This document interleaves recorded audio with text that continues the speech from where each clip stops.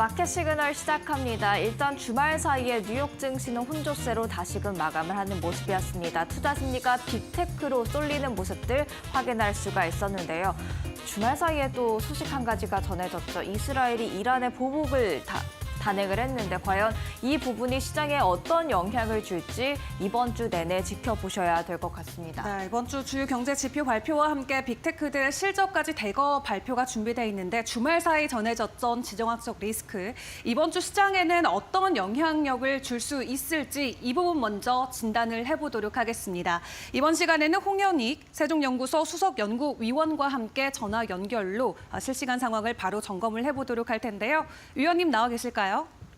네, 안녕하십니까. 네, 주말 사이 전해졌던 이스라엘과 이란 보복 공격의 소식, 일단은 군사시설로 지정이 되면서 어느 정도는 수위를 조절했다라는 평가도 있는데 어떻게 보셨나요? 네, 그 공습한 거는 참 안타까운 일이지만 어쨌든 군사시설에 집중됐다는 것은 미국의 설득이 주요했다라고 보입니다. 그래서 그 군사시설 외에는 에너지 시설이나 핵시설을 공격하면 훨씬 심각한 일이 벌어질 뻔했는데 일단 에너지 시설을 공격 안 했기 때문에 국제 유가는 안정될 것으로 보이고요. 우리 시간으로는 토요일 아침이고요.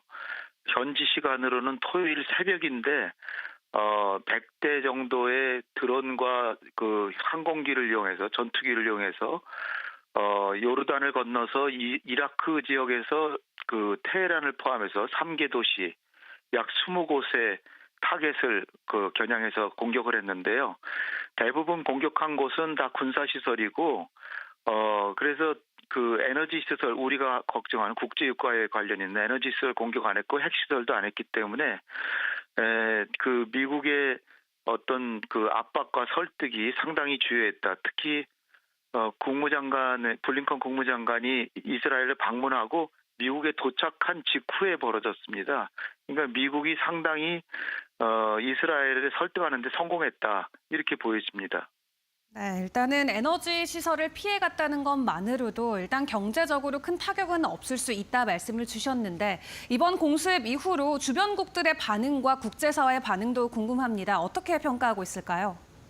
예, 먼저 미국은 바이든 대통령이 이스라엘은 이런 그 자위권 차원에서 한 행동이라고 어느 정도 정당성을 인정하고요.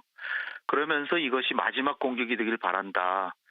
향후에는 이란하고 이스라엘하고 서로 간에 이런 교전이 없었으면 좋겠다라는 걸 확인하지만 일단은 정당성을 인정하는 차원이고요. 유럽 국가들도 대부분 다 이스라엘이 공격을 당했기 때문에 자위권 차원에서 한 것이라고 인정을 하면서 확전을 하지 않았으면 좋겠다는 의사를 다 모든 나라들이 표현을 하고요. 중동 국가들은 아무래도 좀 다르죠. 아무래도 이란 편이고 물론 시아파하고 수니파가 갈라져서 사우디아라비아 같은 경우는 수니파 지도자니까 이란과는 좀 관계가 그렇게 좋지는 않은데 그런데도 불구하고 최근에는 이란하고 수니파 국가들, 사우디아라비아라든지 아랍에미레이트 관계가 상당히 개선돼서 이들 나라들이 전부 다 이스라엘의 행동은 과도하고 이 규탄한다라고 이제 하고 있는데 단지 이스라엘이라는 표현을 안 했어요. 이번 공격은 그냥 그래서 이스라엘과의 관계는 유지하면서도 이란에 대한 공격은 이거는 규탄한다라고 하면서 역시 방점은 유럽이나 미국처럼 확전을 방지하고 그리고 이스라엘이 그 팔레스타인의 국가를 인정해라. 그리고 빨리 휴전하고 그 헤즈볼라의 교전도 중단해라.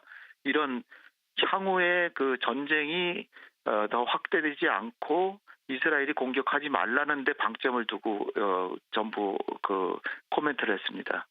네, 확전을 반대한다, 휴전에 대한 촉구의 목소리를 내고 있는 이 국제사회 입장에 과연 이란과 이스라엘은 앞으로 어떻게 반응할지가 궁금합니다. 앞으로의 중동 정세 어떻게 전망하실까요?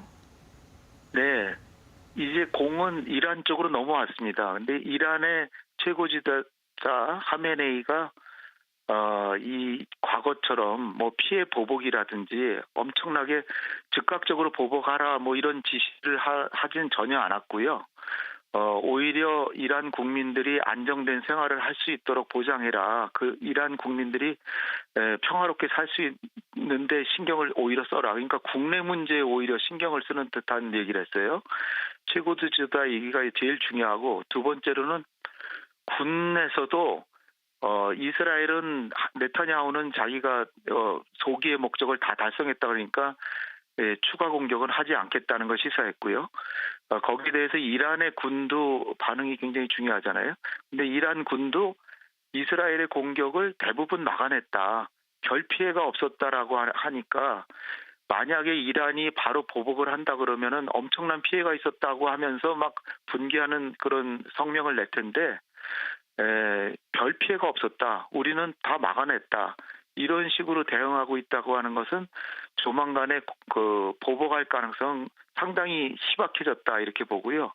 특히 그 이란의 외무장관은 최근에 이제 빈살만 사우디를 방문해서 빈살만 왕세자도 만나고, 그 수니파 국가들 그 걸프 지역 6개 나라도 만나고 이집트도 방문했습니다. 그래서 이란이 상당히 외교 노력을 강화하고 있고요. 이란 외무장관 얘기를 들어보면은 우리가 보복할 권리는 있지만 그것을 언제 할지는 좀 생각해 보겠다는 식입니다. 그러니까 지금 미국 대선도 얼마 안 남았기 때문에 적어도 11월 5일 미국 대선까지는 아마 양국 간의 교전이나 뭐 공격이 없을 것 같고요. 그 뒤에는 근데 만약에 트럼프가 당선이 된다면, 트럼프는 상당히 친이스라엘적이기 때문에, 그리고 트럼프의 특징은 지금 이스라엘이 이번 기회에 이란의 핵시설도 공격해야 된다 이런 의견을 내고 있어요. 그러니까 만약에 트럼프가 당선이 된다 그러면 이스라엘은 또다시 이란을 공격할 가능성도 있다 이렇게 보는 측면에서 트럼프가 되면 상당히 지금 세계 정세가 좀 혼란스러울 수 있다 이렇게 예측할 수 있겠습니다. 네, 주말 사이 불거졌던 이스라엘의 보복 공격, 그리고 앞으로의 중동 정세에 대해서 홍현익 세종연구소 수석 연구위원과 함께 진단해봤습니다. 이른 아침 도움 말씀 감사드립니다. 감사합니다. 네, 그렇다면 금요일 마무리됐던 뉴욕 증시 상황부터 함께 진단을 먼저 해보고 주요 이슈들까지 꼼꼼하게 챙겨드리도록 하겠습니다. 뉴욕 브리핑부터 만나보시죠.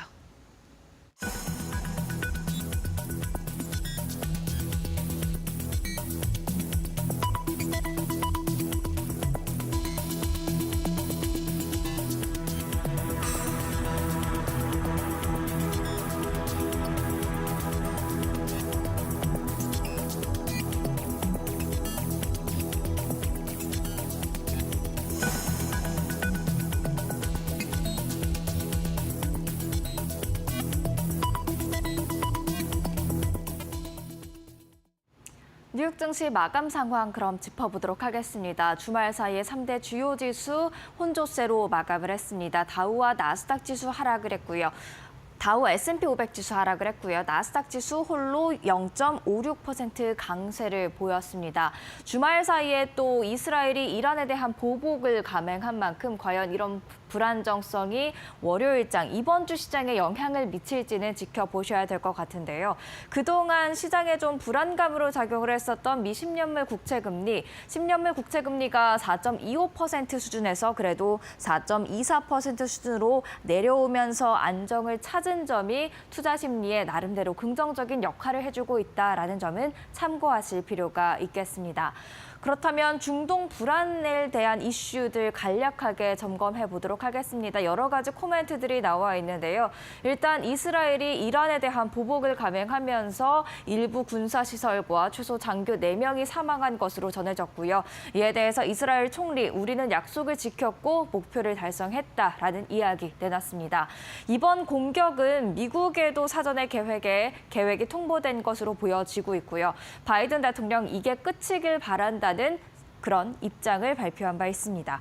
그리고 공격 이후 이란의 최고 지도자는 이번 공격을 과장해서는 안 되고 또 과소평가해서도 안 된다라는 좀 신중한 입장을 내비쳤는데요. 이란의 부통령은 적절한 시기에 비례되는 대응이라는 할 것이라는 말을 하면서도 이전과 같이 파멸이나 복수 등의 강경 발언을 하진 않았습니다. 이에 따라서 일단 단기적으로 최소 대선 전까지는 소강 상태에 이르지 않을까 하는 그런 전망이 우세한 상황입니다. 그렇다면 국제 유가도 한번 지켜봐야 될 것 같은데요. 중동 불안이 다시금 WTI를 끌어올리지 않을까라는 생각을 해볼 수가 있겠습니다만 일단 금요일장에서 공격 이전에 2%가량 오름세를 보였었고요. 다만 추가적인 상승은 좀 제한적일 것으로 예상이 되는 게 주말 사이 이스라엘의 보복을 그래도 소화할 시간을 저희가 가졌고 또 즉각적인 이란의 보복이 또 없을 것으로 예상이 되기 때문에 추가적인 상승은 제한적일 수 있을 것으로 여겨집니다. 반면에 금값 지난 주말 사이에 0.3% 강세를 보였는데 중동 지역의 지정학적 불안감 그리고 미국 대선을 앞두고 있는 불확실성은 계속해서 금값의 상승 요인으로 작용하고 있습니다. 그렇다면 다시 주식시장으로 돌아가서요. 금요일장 히트맵을 통해서 오른 종목들 살펴보겠습니다. 실적 발표를 앞두고 빅테크들의 투자 심리가 강했습니다. 빅테크를 제외하고는 오른 종목, 초록색을 띤 종목들 많이 보이진 않는데요.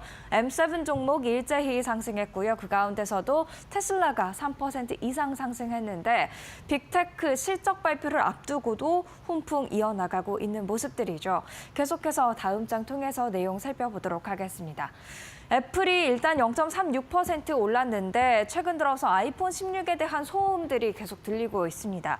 키뱅크는 최근 소비자 설문조사를 했는데 아이폰 매출 전망이 부진할 것으로 예상된다라면서 투자 의견을 비중 축소로 한 단계 하향 조정했고요.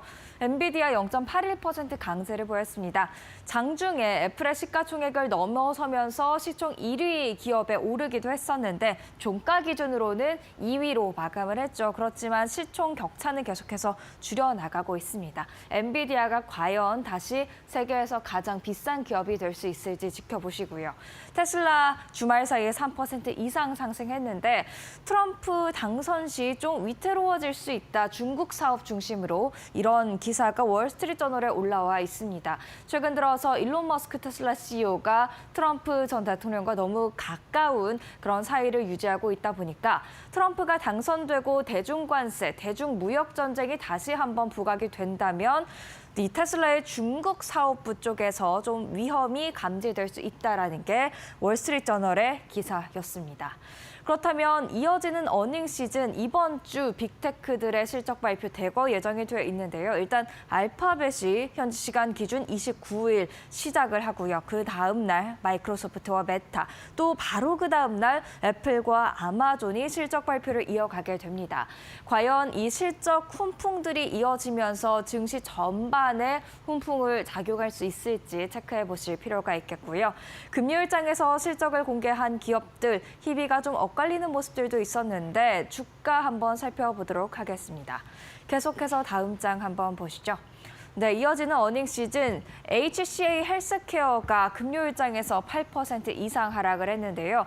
미국의 대형 의료 기업이 되겠습니다. 허리케인으로 인해서 시설이 좀 파괴가 됐다고 하는데 단기적으로는 매출에 영향을 줄 수 있을 것 같다라는 이야기를 했고요. 3분기 매출도 시장 예상치를 하회하는 모습을 보이긴 했습니다.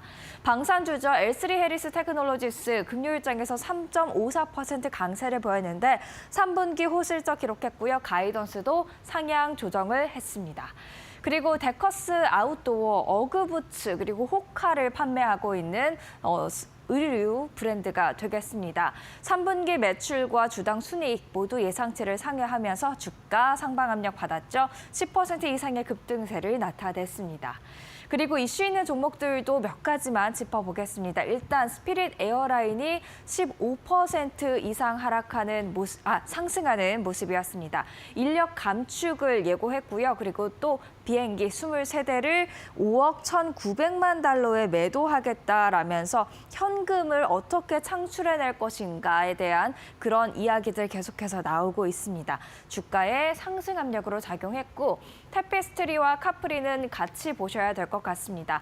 타페스트리는 코치의 모회사가 되겠고요. 카프리는 마이클 코어스의 모회사가 될 것 같은데요. 연방 법원이 이 타페스트리의 카프리 인수에 제동을 거는 모습이었습니다. 이에 따라서 좀 불리한 환경에 놓이게 된 카프리의 주가 무려 48% 이상 폭락세를 나타냈는데 반면에 일단 타페스트리는 13% 이상의 강세로 금요일장 마무리를 짓는 모습이었습니다. 마지막으로 국채 금리도 체크를 해보도록 하죠. 10년물 국채 금리 4.25%에 도달을 하면서 좀 불안한 감이 있었는데 일단 4.24%로 아래로 내려오면서 안정화되는 모습들 확인할 수가 있었고요. 2년물 국채 금리는 4.1%대를 나타내고 있습니다. 2부 마감 브리핑에서는 이번 주 또 어떤 이슈들에 주목하면서 시장 대응해야 할지 좀 더 자세히 살펴보도록 하고요. 이어서 은주 앵커와 함께 이슈 체크해 보시죠.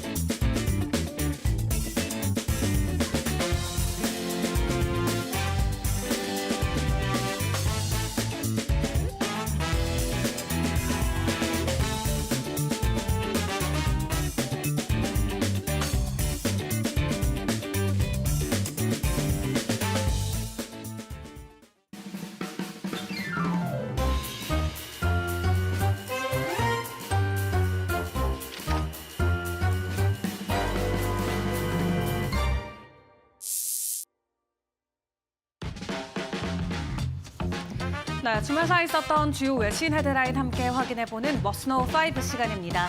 이번 주에는 주요 경제 지표들 그리고 M7 기업들의 실적이 대거 발표되면서 굉장히 중요한 슈퍼위크로 불리고 있죠.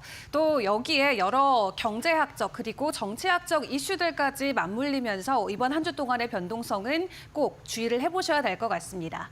일단 이번 주에 M7 기업들의 실적이 대거 발표가 되게 되는데요. 29일에는 먼저 알파벳의 실적 발표가 있습니다. 어떤 부분들을 점검해야 되는지 실적을 앞두고 체크 포인트 같이 챙겨보도록 할 텐데요. 일단 구글의 모기업인 알파벳 같은 경우는 클라우드 사업이나 유튜브 광고 매출, AI 투자 규모에 더해서 기업 강제 분할 리스크에 대한 경영진의 언급이 나올지 꼭 확인을 해보셔야 될 것 같습니다. 실적 발표 이후 단기적으로 주가를 흔들 만한 변수로 꼽히고 있기 때문에 이러한 부분들 실적과 함께 챙겨보시고요. 그리고 30일에는 알파벳과 생성형 AI 경쟁을 벌이고 있는 마이크로소프트가 3분기 실적을 공개합니다. 애저를 중심으로 한 클라우드 사업 매출 그리고 AI 투자 규모 외에도 회사 차원의 비트코인 투자 여부에 대한 경영진 언급이 실적 발표 이후 단기 주가에 영향을 줄지 확인을 해보셔야 될 것 같고요. 같은 날에 메타도 3분기 실적 공개를 하죠. 온라인 광고 사업과 AI 투자 규모 외에도 AI 관련 사업 확장 여부가 현재는 시장의 관심사로 꼽히고 있습니다. 그리고 그 다음 날에는 애플이 실적을 공개하는데요. 아이폰 16 등 전자기기 매출을 비롯해서 AI를 적용한 애플 인텔리전스, 헬스케어 사업 확장 여부 등이 투자자들의 눈길을 끌고 있습니다. 그리고 애플과 같은 날에 아마존도 3분기 실적을 발표하는데 주력 사업인 아마존 웹서비스 매출, AI 투자, 사업 확장, 그리고 연말 소비 성수기를 앞두고 온라인 판매 등과 관련한 경영진들의 언급이 눈길을 끌고 있습니다. 이 실적 발표와 함께 주요 발언들 어떤 것들이 나올지에 따라서 단기적으로 주가의 변동성이 크게 나올 수 있다는 부분 꼭 주목을 해보시고요. 그리고 이번 달에 미국 기업들의 실적 발표 결과에 따라서 실제로 개별 주식의 변동성 변동성이 전년보다도 훨씬 더 커졌다라고 시장은 분석하고 있습니다. S&P 500 같은 경우는 최근 한 달 동안 일일 변동폭이 1% 이내에 머물렀던 반면 테슬라나 넷플릭스는 이번 달에 3분기 실적 보고 이후에 10% 이상의 일일 주가 상승을 기록하기도 했죠. 다만 로키드 마틴이나 HCA 헬스케어 같은 경우는 월가 기대치에 미치지 못하는 실적을 발표하면서 지난주 주가가 10% 정도 폭락하기도 했습니다. 현재 이러한 실적 보고 시즌을 놓고 뱅크 오브 아메리카 같은 경우는 만약 시장이 예상치에 미달한 매출을 기록하는 기업들이 나올 경우 다음 날 S&P 500 지수보다도 평균 3.3%포인트가량 더 하락하고 있다라고 상황을 전했고요. 일반적으로 실적 시즌에 시장 예상치를 밑돌 경우는 2.4%포인트 낮아지는 경향이 있었는데 이번 분기에는 평소보다 그 변동성이 더 크다라고 합니다.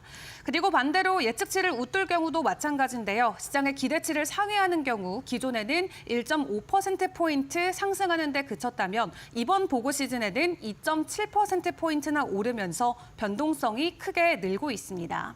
이렇게 변동성이 확대되는 데는 계절적인 요인이나 지정학적 긴장감, 금리 전망, 그리고 미국 대선으로 인한 불확실성이 작용한 것으로 보여지고 있는데요. 이렇게 기업들의 실적 발표와 함께 주가가 크게 움직이지만 여기에 추가적인 변동성을 더할 부분은 바로 경제 지표들이 되겠습니다. 가장 중요한 경제 지표, 이번 주 금요일에 발표되는 10월의 고용 보고서가 될 것 같은데요. 이 부분 꼭 같이 챙겨보시면서 이번 한 주 동안도 투자 전략 꼼꼼하게 챙겨보시길 바라겠습니다. 이렇게 기업들의 실적과 경제 지표들을 제외하고는 이번 주 우리가 주목할 부분은 바로 이 정치적인 부분이 될 것 같습니다. 미국의 대선이 정말 코앞으로 다가오면서 시장 안에서도 변동성이 계속해서 확산이 되고 있는 상황인데요. 그런 가운데 상하원을 통틀어서 최근에 레드 웨이브가 크게 확산이 되고 있는 상황이라고 합니다. 말 그대로 공화당의 물결이 더욱더 강력하게 일어나고 있는 상황인데요. 다음 달 5일 미 대선과 함께 치러지는 연방 상하원 의원 선거를 앞두고 공화당이 민주당이 우세한 상원에서도 다수당 지위를 차지할 수 있다라는 관측이 나오고 있습니다. 공화당이 만약 상원에서 다수당 지위를 탈환하고 하원에서도 다수당 지위를 지키는 데 성공한다면 지난 2019년 이후 6년 만에 연방 의회 권력을 완전히 장악하게 될 전망입니다. 연방 상원의원 선거에서 공화당이 전통적인 민주당 강세 지역인 블루월로 알려진 미시간이나 위스콘신 그리고 펜실베니아에서 현재 지지율 격차를 많이 좁히고 있는 상황이라고 하는데요. 일단 데이터에 따르면 약 2달 동안 공화당은 펜실베니아와 미시간주에서 TV나 또 디지털 광고에 민주당보다 더 큰 비용을 지출한 것으로 확인이 됐습니다. 이들 지역은 지난 2016년 대선 당시에는 트럼프 전 대통령을 지지했지만 2020년에는 근소한 차이로 바이든을 지지해서 이번 대선에서도 성패를 가를 초박빙 경합주로 꼽히고 있는데요. 일단 상원과 하원 모두 공화당 쪽으로 더 우세한 상황이 현재 펼쳐지고 있는데 모두 이 공화당 쪽이 다수당 지위를 가져가게 된다면 확실히 트럼프 쪽에도 큰 힘이 되어줄 것으로 보여지고 있습니다. 일각에서는 조 바이든 대통령이 주요 법안 성과를 충분히 홍보하지 못해서 민주당 후보들이 고전하고 있다라는 분석도 나오고 있는데 현재 이러한 상황들 결론적으로는 트럼프의 지지율까지 연동이 되면서 최근에는 트럼프의 우세가 확실하게 시장에서는 더 크게 부각되고 있는 것 같습니다. 상황이 이렇다 보니까 지금까지 해리스를 응원하고 있던 실리콘밸리, 특히 M7 빅테크 기업들은 굉장히 마음이 급할 수밖에 없겠죠. 뒤늦게나마 트럼프의 승리와 관련해서 다시 한번 트럼프와의 관계 개선에 나서고 있는 빅테크 기업들, CEO들의 이야기들도 전해지고 있습니다. 다름 아니라 트럼프 전 대통령이 직접 이러한 일화들을 언급하면서 소식들을 전해오고 있는 상황인데요. 트럼프 전 대통령이 한 팟캐스트를 통해서 구글 CEO가 본인에게 직접 전화해서 맥도날드 방문 사건과 관련해서 놀라움을 표했다고 전했습니다. 트럼프 전 대통령은 피차의 CEO가 통화해서 이 맥도날드 건은 우리가 구글에서 경험한 가장 큰 이슈 중 하나였다라고 말했다고 전했고요. 뿐만 아니라 앤디 제시 아마존 CEO도 최근 트럼프 전 대통령을 접촉했는데 한 소식통은 아마존이 통화를 먼저 요청을 했고 일반적인 안부를 전하는 성격의 대화였다고 전했습니다. 또 아마존의 창립자인 제프 베이조스 같은 경우는 그가 소유하고 있는 워싱턴 포스트가 이번 대선에서 36년 만에 처음으로 특정 후보를 지지하지 않겠다라고 선언했는데요. 이 대선을 앞두고 사설을 통해 특정 후보를 지지해온 관행이 경영진 개입으로 36년 만에 처음으로 깨지게 된 것입니다. 트럼프 전 대통령은 베이조스가 설립한 우주기업 블루 오리진의 경영진과도 최근 대화를 나눈 것으로 전해졌고요. 그리고 페이스북 모회사 메타의 CEO인 마크 저커버그도 트럼프 전 대통령에 대한 첫 암살 시도가 이루어진 이후 두 차례 트럼프 전 대통령과 통화를 한 것으로 확인이 됐습니다. 당시 저커버거는 트럼프 전 대통령이 총격에 대응한 방식을 존경하며 얼른 회복하기를 바란다라는 내용을 전했다고 하고요. 현재 이러한 상황들을 놓고 미국 언론들은 미국 대선이 초접전인 상황에서 세계에서 가장 영향력 있는 거대 빅테크 CEO들이 트럼프 전 대통령의 재선 가능성에 대비해서 그와 관계를 다시 쌓으려고 한다라고 분석하고 있습니다. 트럼프 측은 CEO들의 이런 움직임을 두고 재계가 트럼프 전 대통령의 백악관 재입성 가능성을 받아들이고 있다라고 해석을 하고 있고요. 트럼프 전 대통령은 이러한 대화 내용들을 본인이 직접 자랑하고 이런 기업들을 칭송하는 상황을 즐기고 있는 듯한 모습들을 언론을 통해서 과감없이 보여주고 있습니다. 정말 일주일 채 남지 않은 대선 분위기 안에서 앞으로의 여론조사 그리고 하나하나의 방향성, 시그널들을 잘 포착하시면서 시장 대응을 해보시는 게 중요할 것 같습니다. 자, 그런 가운데 27일 일본 자민당은 과반 확보에 실패하면서 이시바의 리더십이 결국 흔들리는 위기에 놓이게 됐습니다. 일단 연립 여당이 공명당과 합쳐도 과반 확보가 불확실한 것으로 최종적으로 확인이 됐죠. 이로써 이시바 시게루 내각이 출범한 지 한 달 만에 최대 위기를 맞았다라는 평가와 함께 자민당 안에서는 이시바 끌어내리기가 시작될 가능성이 크다는 관측이 나오고 있습니다. 자민당은 정권을 탈환한 2012년부터 14년, 17년 그리고 21년까지 4차례 총선에서 모두 단독으로 과반 의석을 차지했는데 현재 출구조사대로라면 자민당이 12년간 지킨 과반 의석이 붕괴되게 됩니다. 원래 여당 내 야당으로 불리던 비주류 이시바 총리가 이를 취임하고 이후 나서 당내 주류 세력의 입장을 끌어안으며 평소 말과 다른 행동을 보인 점도 국민들의 실망을 산 것으로 보여지고요. 또 일본의 소비자 물가 상승률이 2%를 넘는 고물가가 계속되고 실질 임금이 거의 오르지 않으면서 경제 문제에 대해서도 국민들의 불만이 커지고 있는 것으로 시장은 분석하고 있습니다. 현재 이런 상황을 놓고 이시바 총리와 당 집행부에 대한 책임론을 일각에서는 분명히 확산시킬 것이다라는 전망도 나오고 있는데 내년 여름 참의원 선거를 앞두고 이시바 끌어내리기가 예상보다 더 빨리 진행될 수도 있다라는 분석도 함께 나오고 있습니다. 이렇게 미국과 일본의 경제적인 그리고 정치적인 상황들도 함께 확인을 했는데요. 주말 사이에 그 모든 변동성을 고스란히 받아갔던 암호화폐 시장 상황은 어떠했을지도 챙겨보도록 하겠습니다. 사실 정치적인 이슈보다는 이스라엘과 이란의 지정학적 리스크 때문에 비트코인이 한때 6만 5천 달러 선까지의 가격 되돌림을 보여주긴 했는데요. 하지만 빠르게 다시 가격을 회복하면서 6만 8천 달러대 다시 가격을 올려주는 모습이 나왔습니다. 그런 가운데 트럼프가 연방 소득세 폐기와 관련해서 비트코인과 관련된 발언을 다시 한번 재차 강조를 했는데요. 현재 미국이 떠안고 있는 엄청난 금액의 부채를 비트코인을 통해서 해결하겠다라는 제안책을 다시 한번 내놨습니다. 말 그대로 이 비트코인을 기존에 가지고 있는 기축자산, 즉 전략적 자산으로 삼고 미국이 가지고 있는 경제적인 리스크들을 암호화폐를 통해서 탈환해보겠다라는 발언을 한 건데 현재 여론조사도 트럼프 쪽으로 우세가 기울어지고 있는 만큼 연말까지의 비트코인을 포함한 암호화폐 시장의 긍정적인 전망들은 계속해서 나오고 있는 상황입니다. 여러 가지 변수들을 함께 확인하시면서 투자 전략도 꼼꼼하게 챙겨보시죠. 지금까지 머스노우 5 시간이었습니다.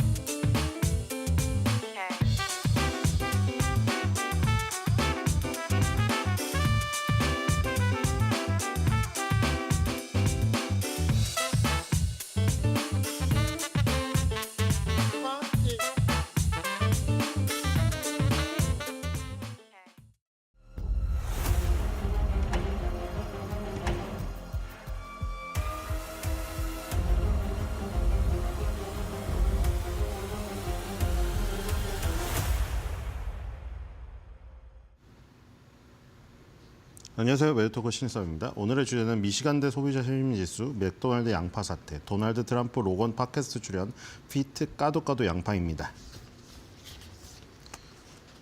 자, 지난주 금요일 날 소비자 심리지수가 발표가 됐죠. 자, 그동안 심리지수들 대부분 구매 담당자, 기업의 구매 담당자들에 대한 심리지수가 많이 있었죠.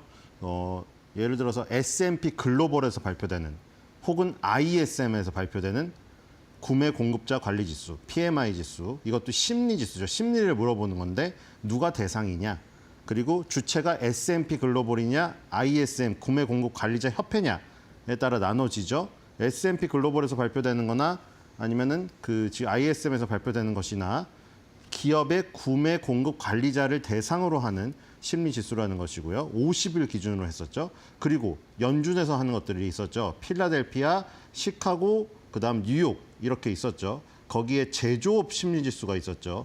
이 제조업 지수도 마찬가지입니다. ISM에서 시카고 PMI 같은 경우는 ISM 협회, 시카고의 ISM 협회에서 하는 거기 때문에 기준이 50인 것만 틀리고 나머지는 0이 기준이었죠. 어쨌든 심리 지수입니다. 제조업에 종사하는 사람들에게. 그리고 이거는 소비자 심리 지수입니다. 소비자 심리 지수는 두 가지가 있죠. 컨퍼런스 보드라는 민간 업체에서 발표하는 소비자 신뢰 지수가 있고요. 이거는 미시간 대학교에서 발표하는 소비자 심리 지수입니다. 그래서 미시간 소비자 심리 지수는 1년에서 5년을 내다보는 지수, 이 기간이라는 것이 특징이고요. 그다음에 컨퍼런스 보드 같은 경우에는 6개월입니다. 조금 더 단기적으로 보는 것이죠. 그리고 미시간 대학교 이 심리 지수 같은 경우에는 500가구를 대상으로 하지만 연준에서 파월 의장도 그렇고 주요 인사들이 얘기를 할 때마다 우리는 미시간대 기대 인플레이션을 참조했다라고 여러 번 언급을 하는 바람에 굉장히 중요한 지수로 지금 일컬어지고 있습니다. 자, 매월 두 번 발표가 됩니다. 첫 번째는 예비치로 발표가 되는데 500가구 중에 60% 정도.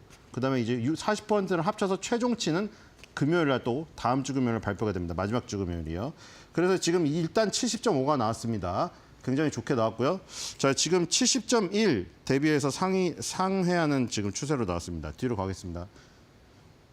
자, 소비자들의 심리가 좋아요. 자, 일단 기대 지수랑 두 가지가 있어요. 소비자 심리 지수, 미시간대에서 조사하는 소비자 심리 지수가 현재 어떻냐? 현재 너네 재정 상태 어때? 너네 가정 상태 어때? 그리고 향후에 1년이나 5년의 기대는 어때? 요걸로 나눠집니다. 일단 지금 현재 기대되는 거, 앞으로 기대되는 게 74.1, 그리고 지금 현재가 커런트입니다. 64.9. 어쨌든 둘 다 상승을 했습니다. 요 지금 기대치는 약간 줄었고요. 요 지금 현재 상황은 밑에서 반등하는 모습을 보여줬습니다. 뒤로 가겠습니다.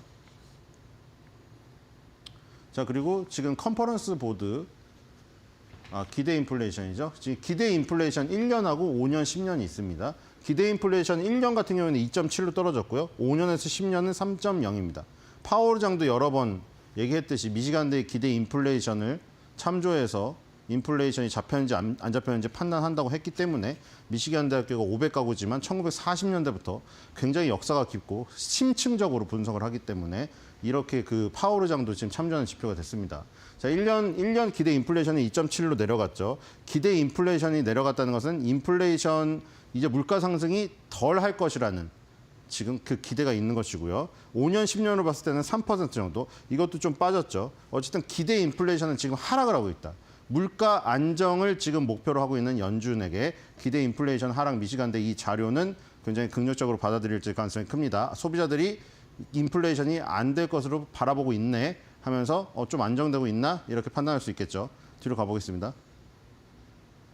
자, 이건 컨퍼런스 아까 두 가지죠. 소비자 심리 지수는 대표적으로 두 가지가 있죠. 컨퍼런스 보드에서 발표되는 소비자 신뢰 지수랑 그리고 미시간 대학교에서 발표하는 소비자 심리 지수가 있습니다. 심리 지수에는 현재 재정 상태와 이 미래의 어떤 기대 지수, 그다음에 기대 인플레이션이 있겠죠. 근데 전체적으로 비슷한 모습으로 결국 움직입니다. 아까 전에 말했듯이 컨퍼런스 보드의 신뢰 지수는 6개월을 내다보는 것이고 미시간 대학교의 소비자 심리 지수는 1년에서 5년 내다보는 이 기간의 차이가 있고 조사하는 방법의 내용과 가구 수의 차이가 있지만 전체적인 모습은 결국 비슷합니다. 소비자들의 심리는 지금 밑바닥에서 회복이 되고 있는 모습이죠. 컨퍼런스 보드가 일단 회복이 됐고요. 지금 이 소비자 심리지수도 지금 이 기대 인플레이션이다. 기대 인플레이션은 지금 내려가고 있습니다. 예, 밑에 빨간색은 기대 인플레이션이고요. 지금 요거는 컨퍼런스 보드의 소비자 신뢰지수입니다. 소비자 신뢰지수는 지금 반등을 했고요. 기대 인플레이션은 내려가고 있죠. 그렇기 때문에 기대 인플레이션은 내려가고 소비자 신뢰지수는 올라갔다. 물가는 잡혀 있고 소비자 신뢰는 올라가고 있다. 지금 좋은 모습이죠. 뒤로 가보겠습니다. 자, 그리고 미시간대에서는 재밌는 조사를 항상 합니다. 자, 이 그 지지하는 당에 따라서 심리지수.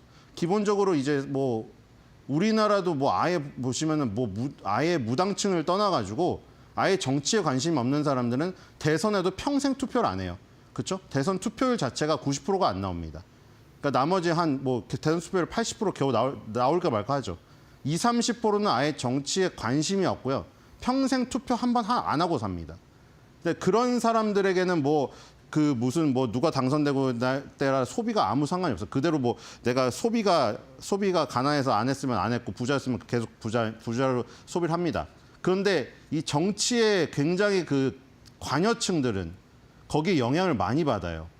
그러니까 내 거의 뭐 목숨을 걸듯이 막 내가 거기 빙의해가지고 했다가 내가 지지하는 후보가 당선이 안 되면은 그 다음 날 투표 결과가 나오고 나서 다 시무룩해져 있어요.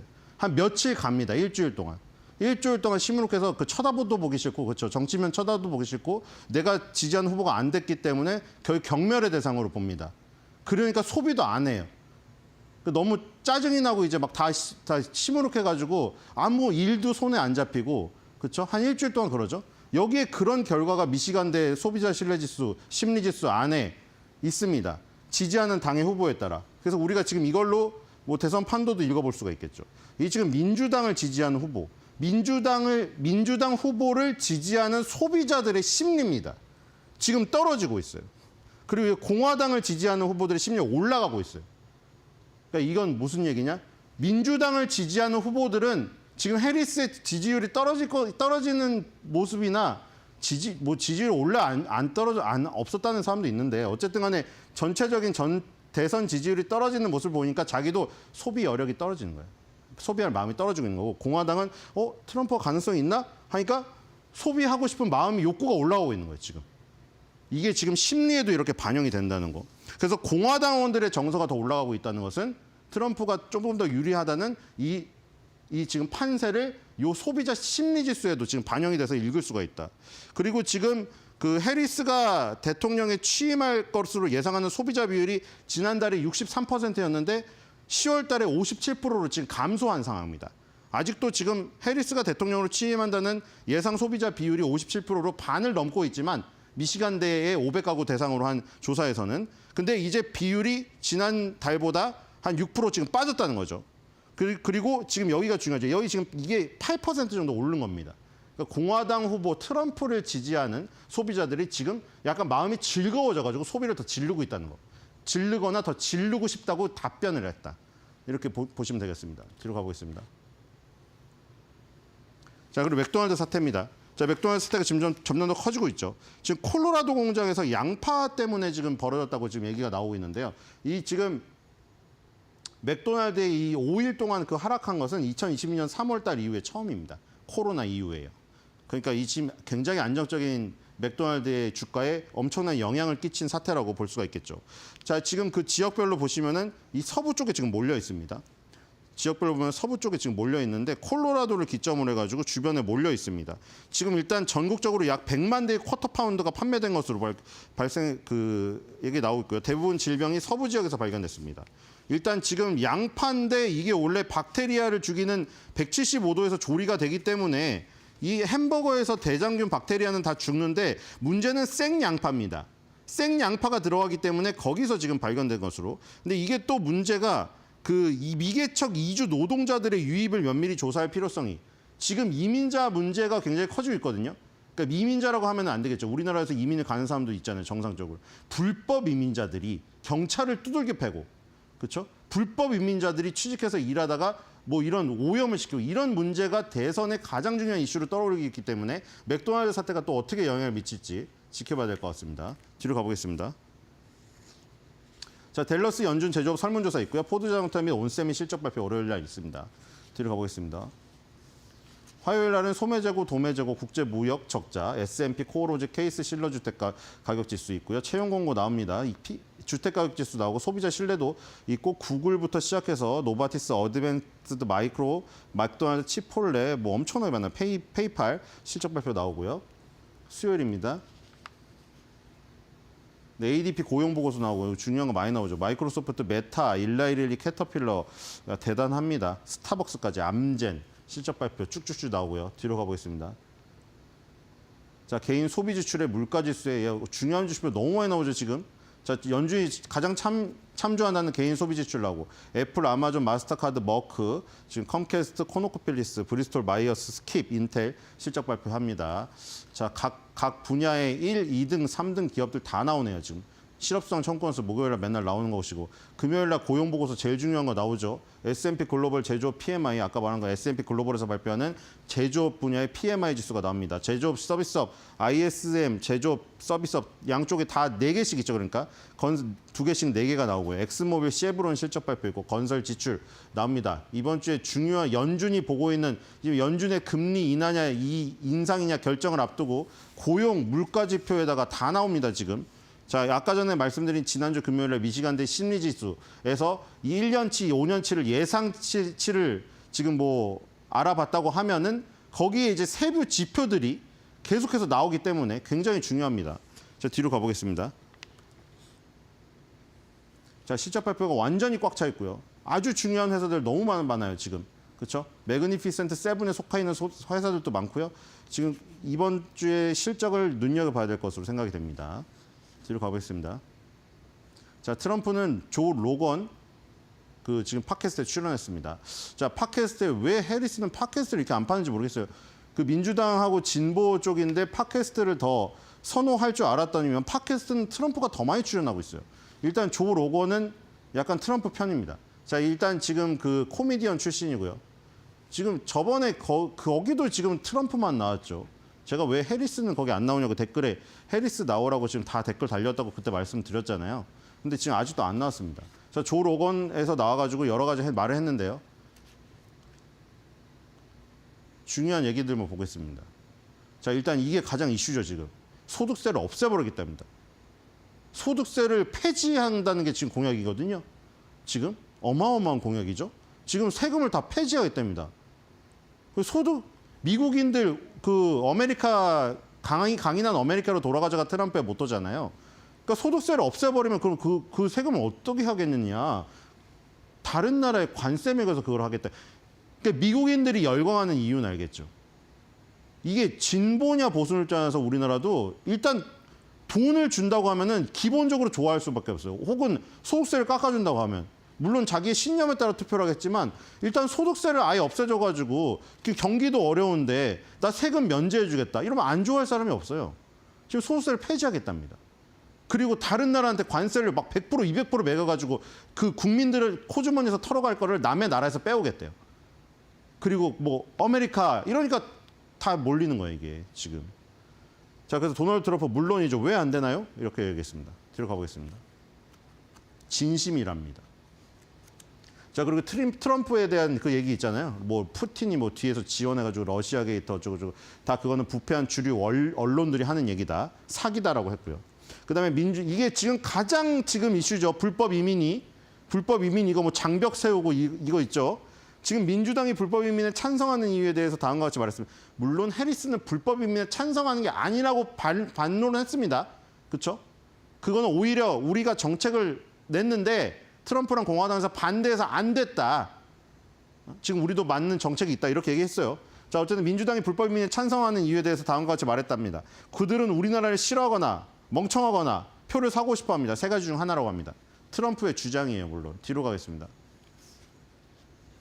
자, 트럼프는 백악관의 나쁜 고용. 그동안 뽑았던 것 중에 실수한 사람. 제일 이름 꼽은 사람이 이 사람이거든요.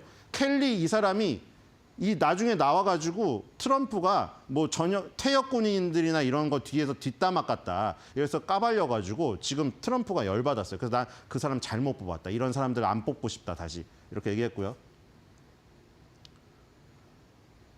자, 고래 정신과 의사가 되겠다. 이게 가장 정책의 지면. 이 지금 풍력 관련주들은 지금 굉장히 상황이 좋지가 않습니다.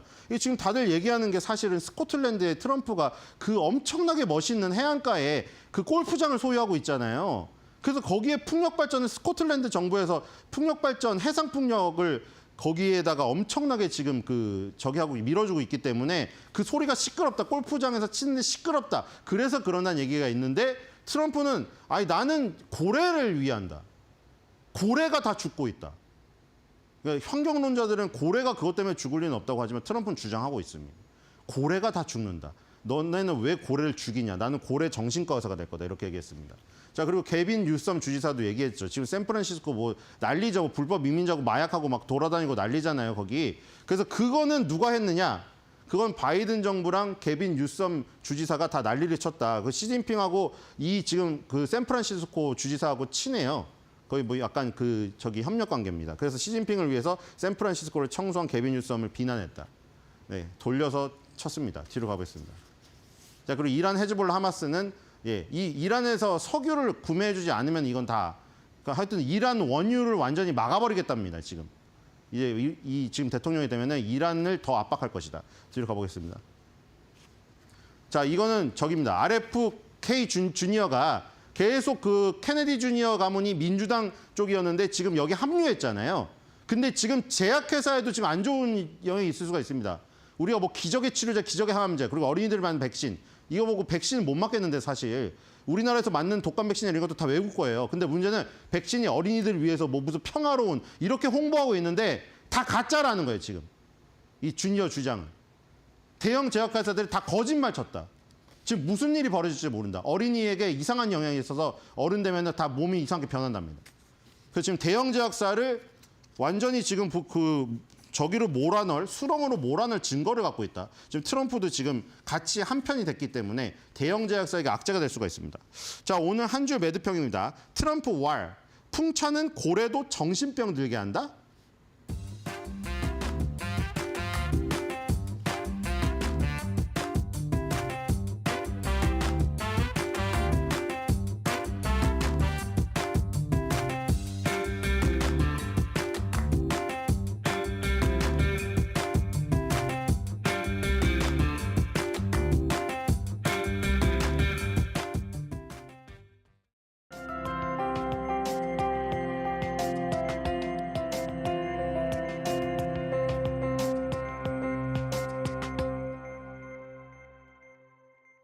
이번 한 주 또 바쁘게 흘러가게 될 텐데요. 이번 주에는 어떤 종목을 주목하면 좋을지 종목 중심으로 사인 풀어내 보도록 하겠습니다.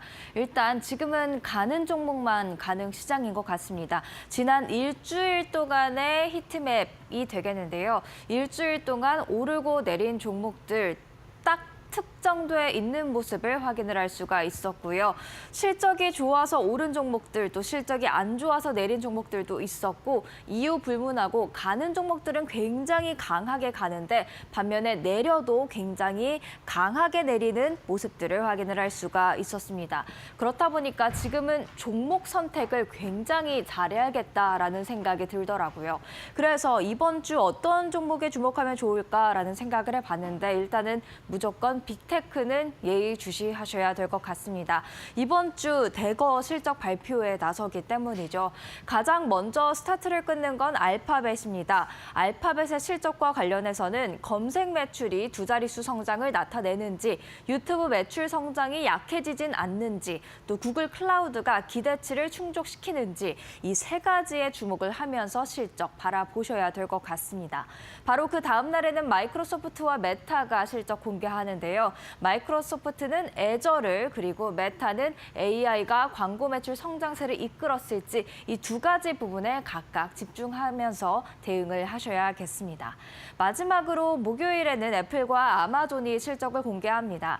애플은 아이폰 16 판매에 대한 코멘트가 굉장히 중요할 것으로 보여지고요. 아마존도 AI와 관련돼 있는 웹 서비스에 주목을 해보셔야겠고요.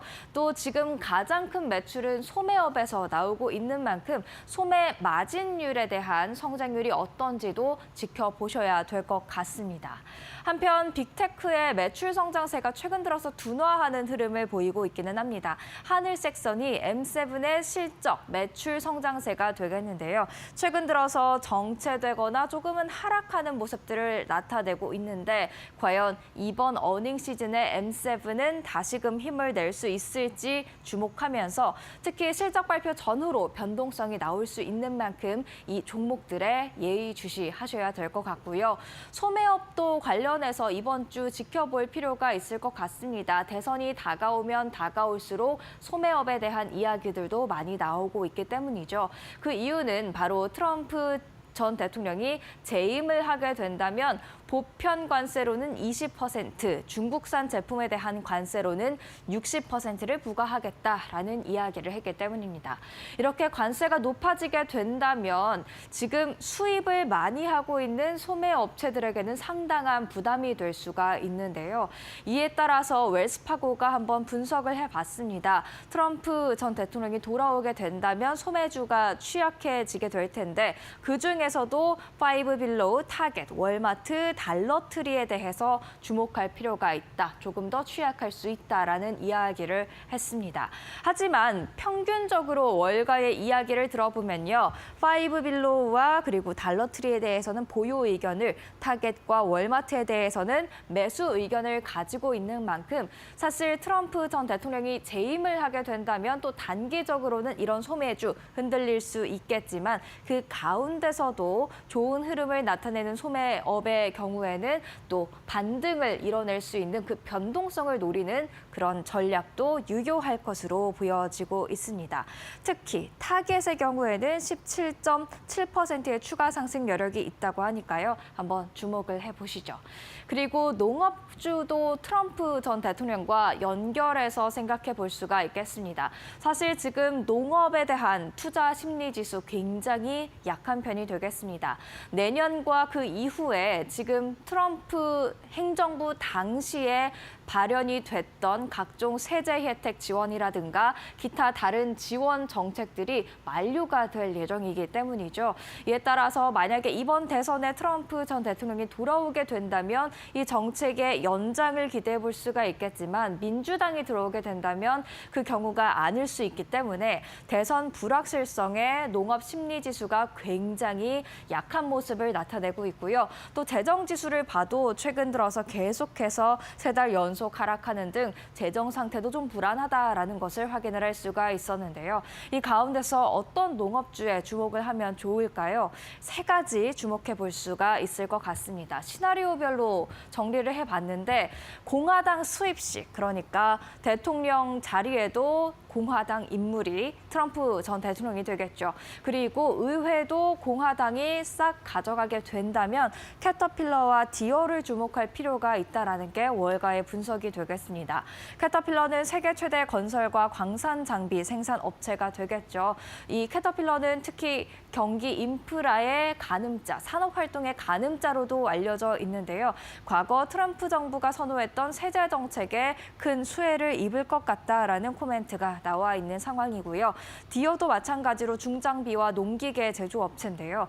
단기적으로는 수혜를 입을 수 있겠지만 그래도 만약에 미중 관계가 여기서 더 갈등을 겪고 악화된다면 중국이 이 농기계를 안 살 수 있는 그런 과거 전례도 있기 때문에 이 부분에 대해서는 주의할 필요가 있다라는 게 지금 현재의 분석이 되겠습니다.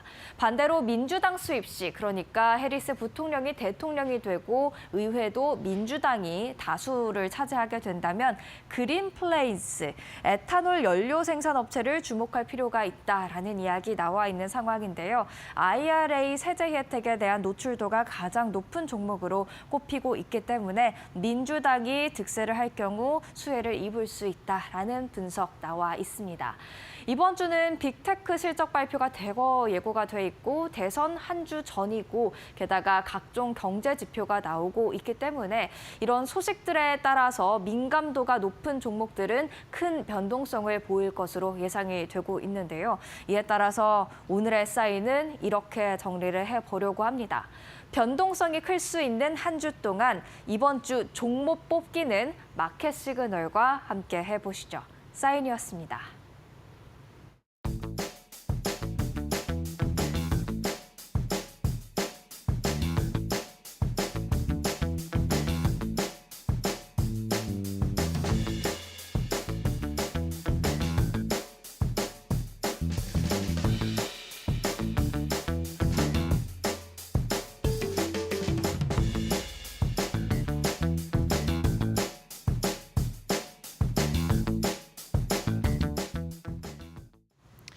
네, 우리 시장 지난주 금요일도 약보합권의 마무리가 됐습니다. 계속해서 제자리 걸음을 3개월째 걷고 있는 이 기분, 박스권에 갇힌 채 상단도 하단도 크게 증가되지 않은 모습을 보이고 있죠.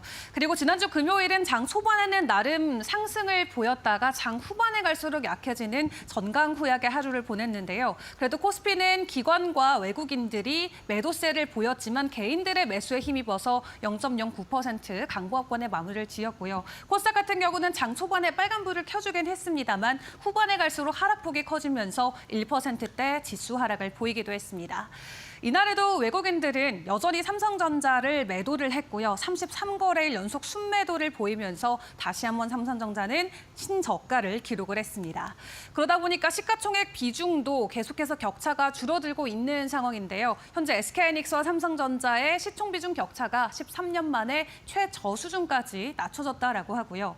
이날장에서 주인공은 사실 은행 관련주로 확인을 해볼 수가 있겠습니다. 52주 신고가 갔던 종목들 대부분은 은행과 금융주 쪽에서 나왔고요. 밸류업 발표와 관련해서 금융주들은 좋은 주가 상승을 보였던 반면 그 전날에 테슬라가 엄청난 폭등을 보였음에도 불구하고 2차전지 대형주들은 큰 폭의 상승을 보이지 못한 채 꽤나 잠잠한 모습을 보였습니다.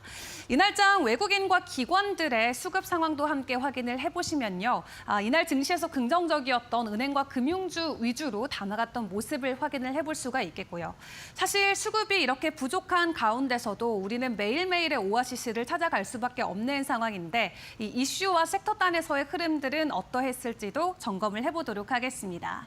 이 오아시스로 함께 확인을 해볼 수 있는 금요일장 이슈 크게 세 가지 확인을 해볼 수가 있겠고요. 앞서 52주 신고가를 대거 발표를 했던 이 은행과 금융 관련주들 이날장에서 KB금융이 8%대 주가 상승을 보였습니다. 주주환원 정책과 관련된 발표가 나오면서 전반적으로 은행 관련주들에게는 대장주의 역할을 해줬고요. 하나금융지주도 밸류업에 대한 기대감 그리고 JB금융지주도 3분기에 대한 실적 기대감과 함께 올해 이 성장률이 굉장히 좋을 것으로 기대감이 나오면서 추가 상승을 만들어내기도 했습니다.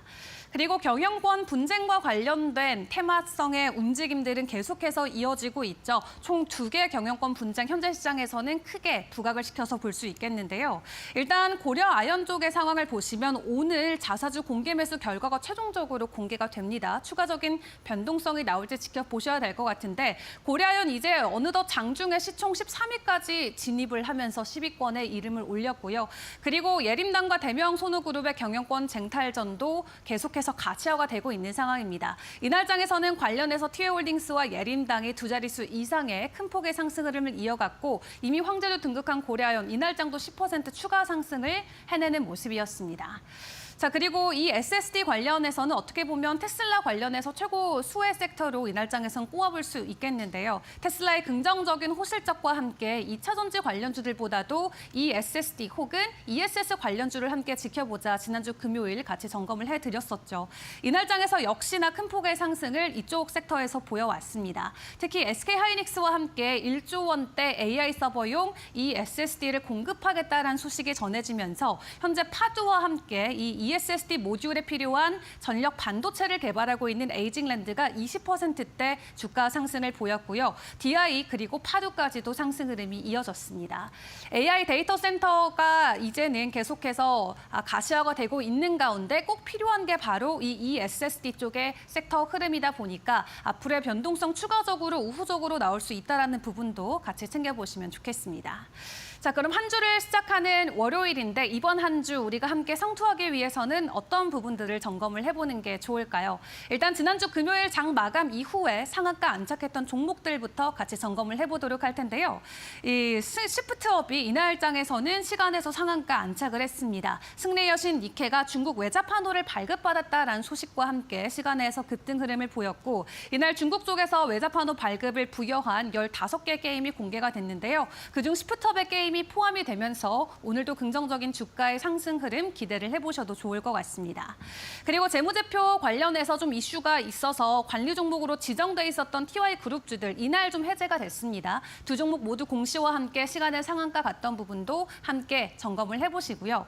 그리고 이번 한 주를 시작함과 동시에 증권가에서 추천하고 있는 주간 추천주들도 함께 점검을 해보도록 할 텐데 이번 주는 크게 두 가지만 챙겨보자라고 이야기를 하고 있습니다. 시장이 우려했던 부분이 해소가 되는 기업들 그리고 3분기 실적과 맞물려서 실적의 전망이 상향되는 종목들을 보자라고 말이죠. 함께 점검을 해보시면 하나증권이나 하나투자증권, 키움증권에서 동일하게 내밀고 있는 부분은 기존의 시장이 우려감을 갖고 있던 부분이 해소가 됐는지 그리고 실적에 대한 기대감이 가득 차 있는 종목들이 많이 언급이 되고 있습니다. SK하이닉스 같은 경우도 기존의 수요 부진과 관련해서 우려감이 있었지만 이번 실적을 통해서 확실하게 이런 부분이 해소가 됐다라는 부분 그리고 농심 같은 경우도 원가에 대한 부담이 있었는데 이런 부분이 해소가 되면서 앞으로 유럽향의 매출이 더 증가할 것이다라는 기대감을 가지고 한투에서도 농심을 주간 추천주로 선정을 해주기도 했고요. 그리고 현대모비스 같은 경우는 이제 현대차와 GM의 동맹 기대감과 더불어서 주주 환원 정책과 관련된 기대감까지 더해지면서 이번 주 우리가 지켜볼 종목으로 선정을 하기도 했습니다. 주간 추천주는 말 그대로 단기적으로 우리가 접근을 해도 긍정적일 수 있는 종목들이기 때문에 증권가들의 시각도 함께 점검을 해보시면 좋을 것 같고요. 또 주말 사이 우리가 쉬어가는 동안 전 세계는 굉장히 뜨거웠습니다. 지정학적 리스크로 인해서 혹시 오늘 증시 안에서 좀 여러 가지 변동성이 나오지 않을까 미리 점검을 해봐야 될 것 같은데 크게 두 가지의 지정학적 리스크가 있겠죠. 첫 번째는 러시아와 우크라이나 쪽입니다. 일단 우크라이나 쪽에서 매일같이 러시아가 북한군을 계속해서 전장에 투입하고 있다라는 현지의 상황들을 전해오고 있는데 어제도 민간 트럭으로 북한군을 최전선으로 수송하는 것을 확인했다라는 우크라이나 쪽의 입장이 밝혀졌습니다. 그와 동시에 최근 SNS에서 굉장히 뜨겁게 지금 화제가 되고 있는 부분은 바로 여기 옆에 나와 있는 이미지가 될 것 같은데요. 이게 지금 우크라이나 군이 북한군을 만났을 때를 대비해서 미리 만들어진 매뉴얼이라고 합니다. 여기 안에 내용들을 확인을 해보면 배가 고픈가, 뭐 임무가 뭐냐, 무기를 버려라 이런 기본적인 군사 회화들이 대거 수록된 것으로 확인이 되고 있는데요. 만약 우크라이나군이 북한군을 만나게 된다면 아마도 투항을 촉구하기 위한 전단지도 배포하고 생포할 상황을 미리 염두에 둬서 우크라이나 군들에게 이러한 명령어들을 현재 교육을 시키고 있는 것으로 보여지고 있습니다. 다만 확실하게 확인된 부분은 아니지만 SNS에서 주말 사이에 뜨겁게 떠올랐기 때문에 이러한 부분도 함께 점검을 해보시면 좋을 것 같고요. 그리고 무엇보다도 가장 컸던 이슈는 이스라엘과 이란 쪽의 전쟁이 되겠습니다. 일단 이란의 군 시설을 정밀 타격하기는 했는데 그래도 에너지 쪽에 이런 시설들은 타격하지 않았기 때문에 이 증권 그리고 유가적인 측면에서는 큰 변동성이 없을 것이다라는 시장의 평가가 있거든요. 오늘 시장에서는 어떻게 반응할지 해당 부분 또한 같이 챙겨보시면 좋겠습니다.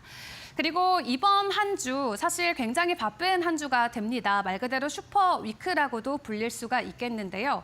가수 태양의 넌 나만 바라봐가 있다면 이번 주 증시는 난 너만 바라봐, 난 미국만 바라봐가 될 것 같습니다. 국내도 대거 기업들의 실적 발표가 있지만 사실 미국 쪽에서 발표되는 빅테크 기업들의 실적이 우리 증시에도 굉장히 중요한 변수로 작용될 것으로 보여지고 있고요. 무엇보다도 함께 발표되는 미국의 경제 지표를 지켜보셔야 될 것 같습니다. 늘 시장에 큰 충격을 줬고 그리고 연준도 가장 주목하고 있는 고용보고서가 이번 주 금요일에 발표가 되게 되는데요. 미국의 경제 지표와 함께 미국 빅테크들의 기업 실적이 이번에 함께 발표되는 국내 기업들에게는 어떤 영향을 미칠지 함께 챙겨보시고요. 2000년도 이후 지난 24년 동안의 코스피 계절적인 요인만 놓고 보더라도 우리가 10월 달에는 다소 부진한 모습을 이어가고 있지만 다가오는 11월은 조금은 기대치를 높여도 괜찮을 것 같습니다. 나타났습니다. 10월의 평균 상승률은 지난 24년 동안 마이너스 1%대를 기록했지만 연말로 갈수록 확실히 긍정적인 수익률이 나왔었다라고 하는데요. 특히 11월은 전체 12월 기준으로는 월 기준 최고치의 수익률을 보여왔던 한 달이니만큼 다음 주부터 시작되는 11월 우리가 어떤 마음가짐으로 증시를 준비해야 될지 같이 점검을 해보시면 좋을 것 같습니다. 이번 한 주 여러 가지 기업 실적과 경제 지표들 그리고 지정학적 리스크까지 맞물리면서 굉장히 혼란스러운 한 주가 될 것 같은데요. 11월 출발을 앞두고 있는 이번 주 월요일 우리 증시의 분위기도 이데일리 TV와 함께 점검해보시면 좋을 것 같습니다. 지금까지 국내장 함께 체크해봤습니다.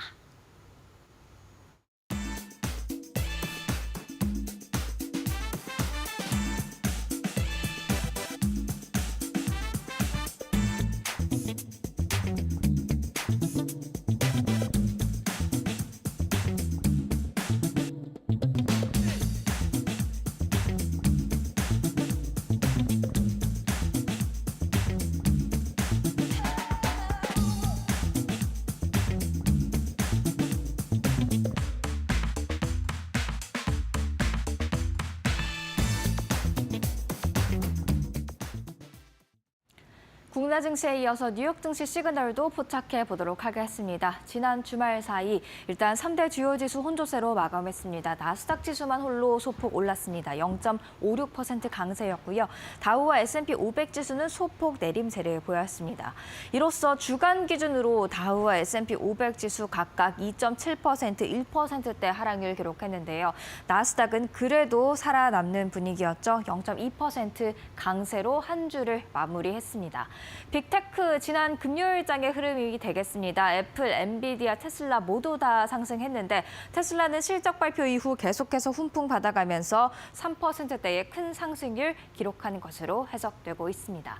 한편 주말 사이에 이스라엘이 이란에 대한 보복을 단행을 했었죠. 이번 주 시장에 과연 어떤 영향을 미칠지 많이들 궁금해하실 것 같은데요. 일단 전면전 우려가 사라지지는 않았습니다. 아직 남아있기는 한데요. 일단 이스라엘 총리 보복 이후에 약속 지켰다, 모든 목표를 달성했다 이야기했고요.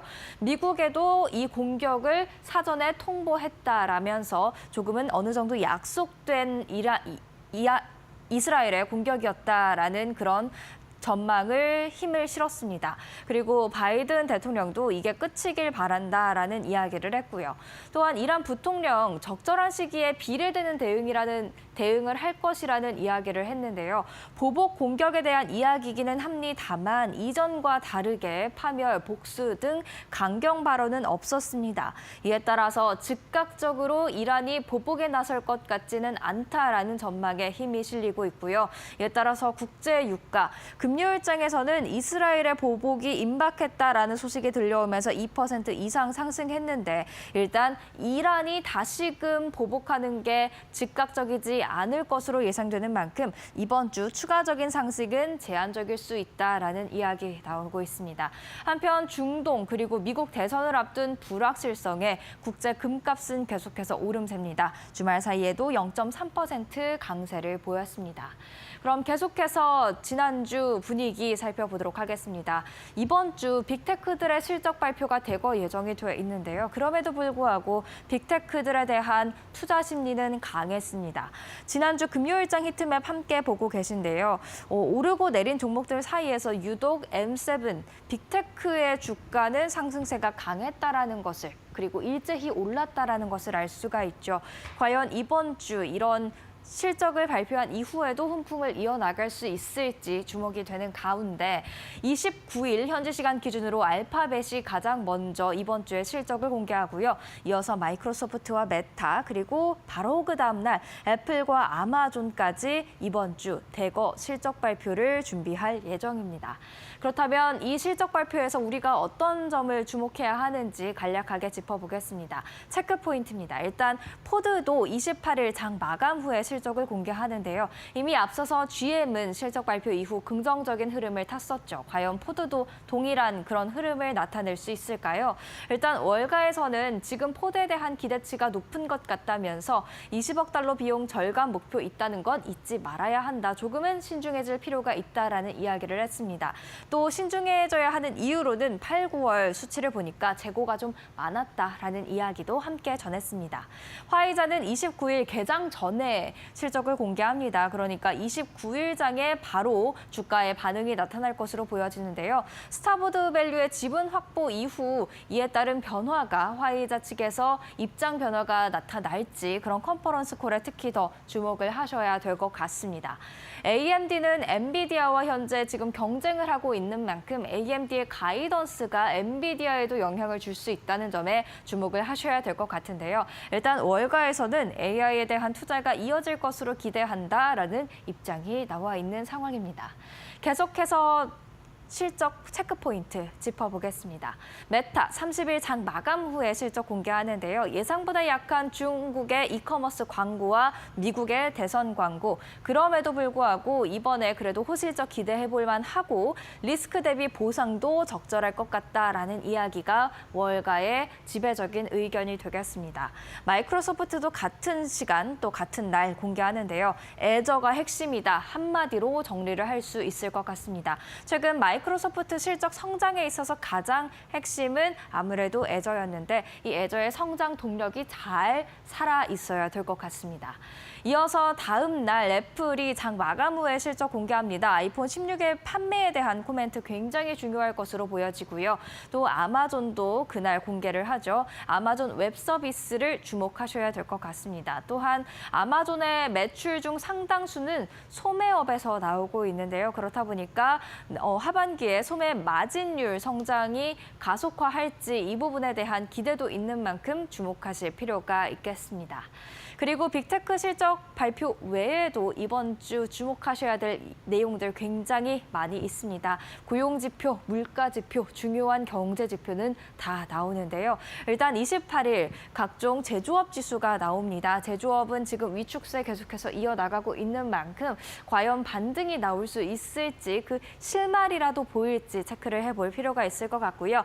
29일에 9월 9인 이직 보고서가 나오게 됩니다.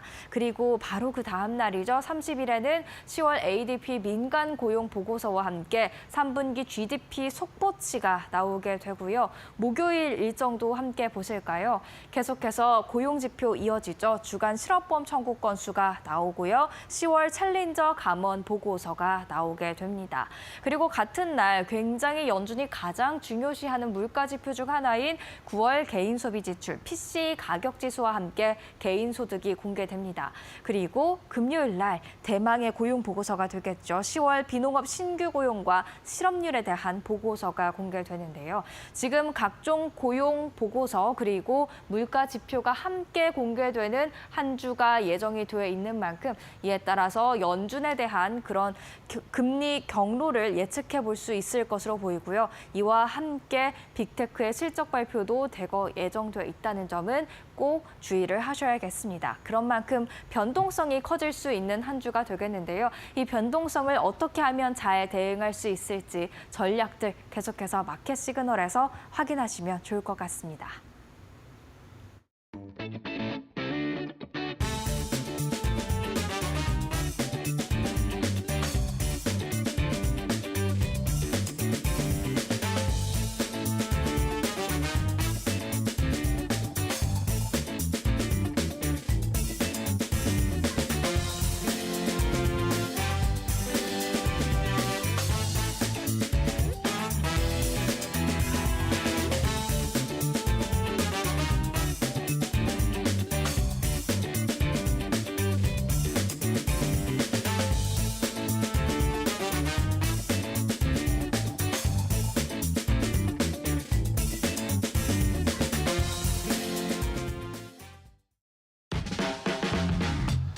네, 여러분 안녕하십니까. 10월 28일 월요일입니다. 계속해서 이베르 TV 뉴스 브리핑 이어가도록 하겠습니다.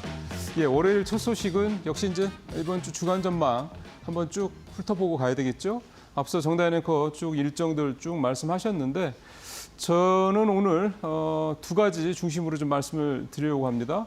국내에서는 31일 날 발표가 될 삼성전자 3분기 이 확정치 이거 하고, 그다음에 이제 아무래도 미국 쪽에서는 30일 날 아마 이제 현지 시간 30일이니까 우리로 따지면 31일 날 나오겠죠.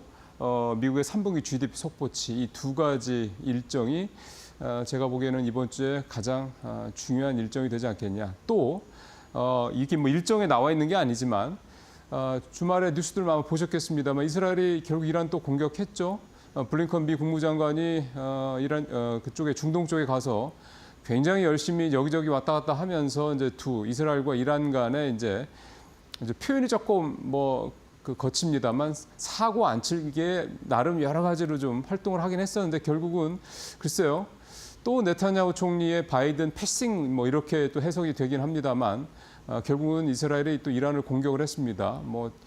일단 당장 이란이 보복에 나서지는 않을 것 같다 이렇게 얘기가 나오긴 하는데 또 모르죠. 그건 뚜껑 열어봐야 되는 거니까. 어쨌든 이번 주는 이 세 가지가 상당히 좀 중요한 한 주가 되지 않겠느냐. 그러니까 이란이 만약에 대선 전에 보복을 할 수도 있으니까 보복을 한다면 사실 지금 이제 중동의 지정학적 리스크가 유가에 미치는 영향은 상당히 좀 많이 예전에 비하면 줄어들긴 했습니다만 그래도 불안감을 끌어올릴 수 있다는 점에서는 유가가 $5, $10 이렇게 오르냐 이 부분을 떠나서 계속해서 뭔가 찜찜한 그런 불확실성 요소가 된다는 점에서는 이번 주에 역시 이란의 움직임 좀 지켜볼 필요가 있을 것 같고요. 그다음에 이제 미국의 이 3분기 GDP 30일 날 나오는 건데 지금 전반적으로 매주 GDP 나오 이런 걸 통해서 미국의 GDP 수치를 좀 계속 확인을 하고 있긴 합니다만 계속 3% 이상으로 나오고 있죠. 그러니까 미국의 경제가 상당히 견조한 흐름을 이어가고 있다는 겁니다. 그래서 그게 이제 실제로 이제 공식적으로 발표가 되는 3분기 GDP와 어떤 정도의 괴리가 있느냐, 실제로 이제 3%로 미국 경제가 갈 수 있을 만큼의 그런 흐름을 보여주느냐 이 부분을 확인하는 게 굉장히 중요하다는 생각이 듭니다. 근데 참 이게 애매한 게요. 너무 좋으면 또 이제 국채 금리를 자극을 해서 미국의 인플레 압박을 또 가져올 수 있다. 이게 참 부담스러운 거고 그렇게 되면 또 다음 달에 FOMC에서 0.25%포인트 지금 금리 인하 거의 기정사실화되고 있긴 합니다만 여기에 또 여러 가지 또 변화를 줄 수 있는 요소가 될 수 있기 때문에 미국의 3분기 GDP 계속해서 좀 확인해 보실 필요가 있겠고 그런 면에서 이제 나올 9월 PCE 가격 지수라든가 이런 부분들 그다음에 물론 이제 중요하죠. 고용 보고서. 물론 지난 9월에 우리가 FOMC 기다릴 때만큼의 고용 보고서의 어떤 그런 기대치라든가 어떤 무게감은 아니긴 합니다만 역시 고용 보고서도 계속해서 고용도 계속해서 생각했던 것보다 계속 좋게 나온다 그러면 역시 좀 전반적으로 미국의 인플레에 대한 부담을 더 가져올 수 있다. 이 점에서는 어쨌든 의미가 있다고 봐야 될 것 같고요. 삼성전자 실적은 이미 잠정치에서 다 알고 있긴 합니다만 중요한 게 이번에는 이제 확정치가 나오고 세부 각 분별로의 세부 내용들이 나오죠. 역시 가장 중요한 포인트는 반도체 부문의 영업이익이 얼마나 나올 것이냐. 이게 이제 중요한 건데 지금 대략 시장 컨센이 5에서 6조 이렇게 얘기 나오는 거가 실제로 그렇게 확인이 된다고 그러면 그야말로 이제 SK하이닉스가 이제 삼성전자를 누르고 반도체 부분에 새로운 왕자가 된다. 이거 물론 분기이긴 합니다만 이걸 이제 확실하게 해주는 거기 때문에 그런 의미에서 삼성전자의 3분기 이 확정 실적 이게 이제 의미가 있다 이번 주에 이렇게 좀 볼 수가 있겠습니다. 자, 두 번째는 이제 하이닉스 얘기를 조금 더 이어가 볼 텐데요. 모건 스탠리 얘기입니다. 모건 스탠리가 정말 좀 되게 좀 불명예스러운 거죠. 물론 이제 증권사의 리포트라는 게 사실은 이제 늘 맞지는 않습니다. 어떻게 보면 이제 틀리라고 있는 게 전망이 아니냐 이런 식으로 자조적인 그런 얘기를 할 정도니까 증권가에서는. 근데 모건 스탠리가 국내 증권사들의 리포트와는 좀 무게감이 다르죠. 사실 이거의 시작점이 2001년도에 나왔던 모건 스탠리의 보고서인데 그때 이제 반도체 업황이 떨어질 것이다. 고점을 찍었다 얘기 나오고 그 뒤에 삼성전자 SK하이닉스 주가가 엄청나게 많이 빠졌었습니다. 그런 트라우마 때문에 지난 9월에 모건 스탠리 모건 스탠리가 이 반도체 겨울이 임박했다는 리포트가 나오고 난 다음에 삼성전자도 삼성전자지만 SK하이닉스 주가가 훨씬 더 많이 빠졌죠. 왜냐하면 그때 SK하이닉스의 목표 주가를 26만 원으로 올 봄에 올렸던 거를 다시 반토막도 안 되는 12만 원까지 이제 아주 크게 떨어뜨렸기 때문인데요. 근데 그러고 나서 SK하이닉스 주가가 좀 빠졌었습니다. 분명히. 그러고 난 다음에 HBM에 대한 그 폭발적인 수요가 뭐 있다. 이 얘기가 이제 엔비디아를 중심으로 해서 계속해서 미국에서 나오면서 엔비디아가 주가가 올랐고 SK하이닉스 주가가 반등을 했고 또 이번에 3분기 실적 발표 때 SK하이닉스가 무려 7조 원이 넘는 영업이익을 내면서 이 모건스탠리가 사실은 굉장히 부끄럽게 됐죠. 그러고 난 다음에 모건스탠리가 보고서를 또 내서 최근에 SK하이닉스의 목표 주가를 올리지 않았습니까? 12만 원, 13만 원으로. 물론 조금 올리긴 했습니다만 사실은 본인들이 우리가 전망이 틀렸다라는 걸 시인했다는 것 자체가 굉장히 의미가 있는 겁니다. 본인들 스스로 우리가 HBM의 이런 수요를 충분히 반영을 못했다라고 얘기를 했기 때문에 그러는데 이제 이런 것들이 결국은 이제 한번 우리가 외국계 증권사든 국내 증권사든 이 리포트를 어떻게 받아들여야 되느냐라는 거를 다시 한번 생각할 수 있는 계기가 됐다. 이런 점에서 이 SK하이닉스의 이 주가 반등 상당히 좀 의미가 있다고 좀 봐야 되겠고요. 그 이후로 사실은 이제 본물 터지듯이 SK하이닉스의 목표 주가를 상향한 리포트들이 이제 나오고 있습니다. 어쨌든 증권사 리포트는 분명히 참고해야 될 필요는 있긴 합니다만은 그거에 따라서 너무 크게 특히 이제 지난번에 모건스탠리 리포트처럼 목표 주가를 반도 안 되게 떨어뜨리는 이런 식의 아주 굉장히 큰 어떤 변화에 대한 리포트 같은 경우는 너무 그거에 대해서 매몰될 필요는 분명히 없지 않느냐. 이렇게 그러니까 증권사 리포트는 참고용이다. 거기에 너무 빠져들어서는 안 된다. 이렇게 좀 생각해 줄 필요가 있을 것 같습니다. 자, 세 번째 원전주 얘기 좀 해보죠. 지난 상반기 말에 이제 6월 달이죠. 체코 원전 때문에 이제 원전주들이 그 즈음부터 해가지고 계속해서 좀 반등을 했었고 그 이후에 이제 원전 수주하고 난 다음에 뭐 주가가 계속 반등을 하는 모습을 보이다가 여름에 뭐 반도체주도 비슷하고 대부분 우리나라 상반기에 잘 나갔던 종목들이 7월, 8월, 이제 9월 이렇게 상당히 부진한 모습을 보였습니다. 원전주도 마찬가지였습니다. 그러다가 이제 9월 달부터 이제 미국 쪽에서 전력 관련된 이런 부분들, 그러니까 AI 관련해서 전력에 대한 이 공급 문제가 다시 화두로 떠오르면서 일단 미국 쪽에서부터 원전 관련주들, 전력 관련주들이 상당히 반등을 했었고 우리나라 원전주들도 그런 부분에 이제 어떤 수혜를 이제 뒤따라서 좀 받고 있는 그런 상황이었는데요. 이제 지지난주 빅테크들의 이제 이 SMR 관련 투자들 잇따르고 있다 얘기가 나오면서 본격적으로 반등을 하고 있죠. 표 좀 잠깐 먼저 볼까요? 10월 달에 원전주 주가 추이인데요. 역시 이제 국내 원전주의 대장주라고 할 수 있는 두산 에너빌리티 주가 까만색 그래프입니다. 이게 15,000원대 정도에서 쭉 올라서 이제 2만 원대 이제 돌파를 했고요.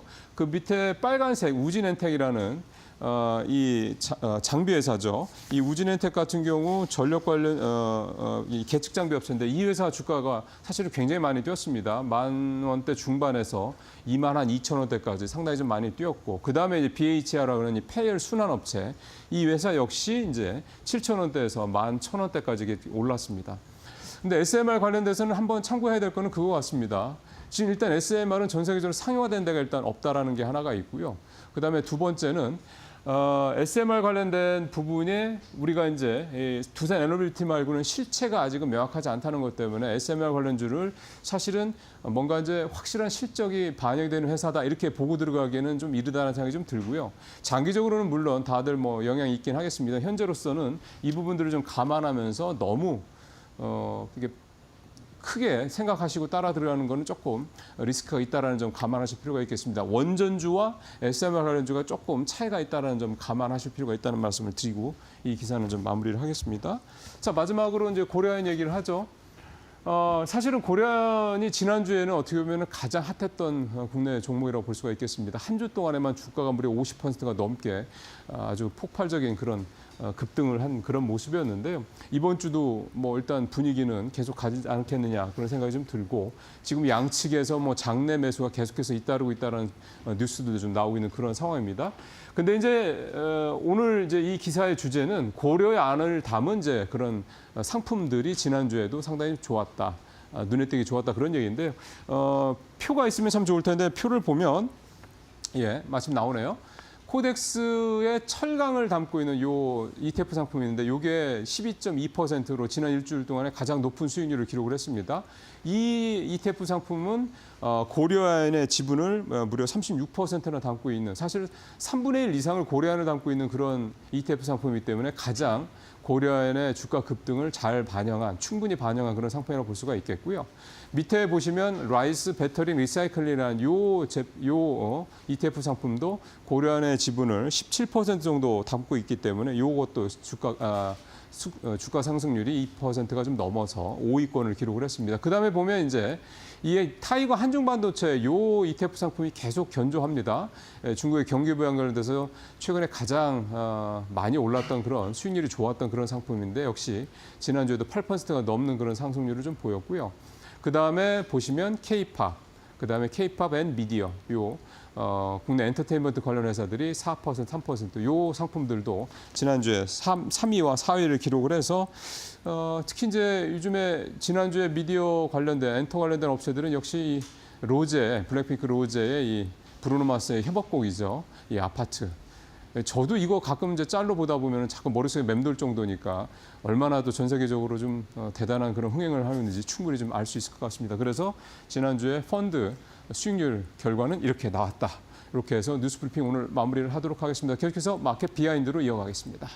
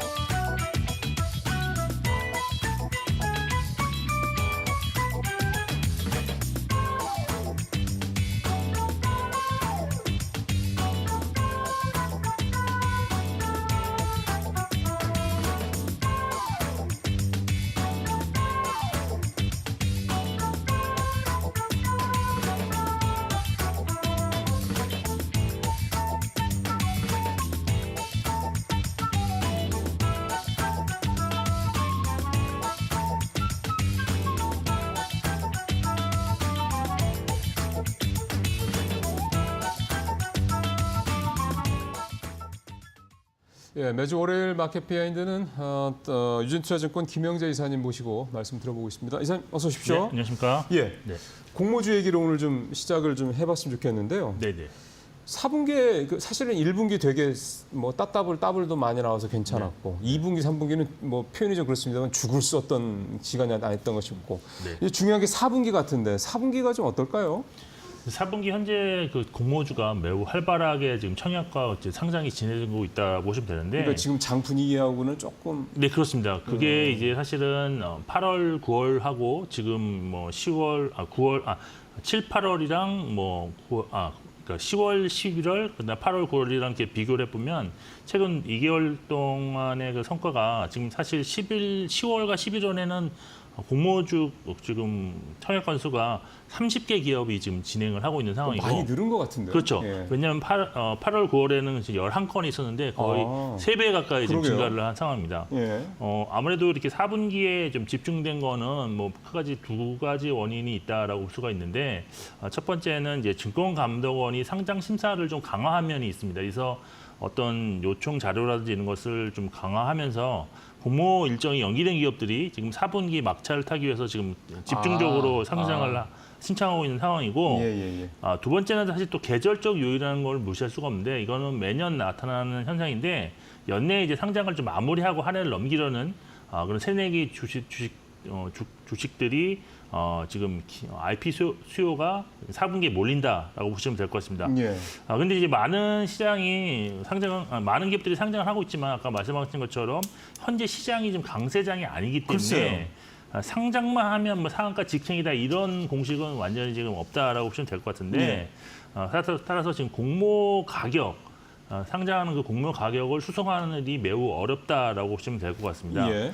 그리고 이제 과거에는 이제 성장성을 평가받아서 기업 가치를 높게 평가받던 기업들이 현재는 이제 어떤 그 같은 업체에 상장한 종목들의 주가가 이미 많이 하락한 상태에서 비교 평가할 때 적용되는 어떤 평가의 기준이 낮아진 상태이기 때문에 네. 아무래도 몸값을 제대로 받을 수 없는 상황이 좀 있다고 보시면 될 것 같습니다.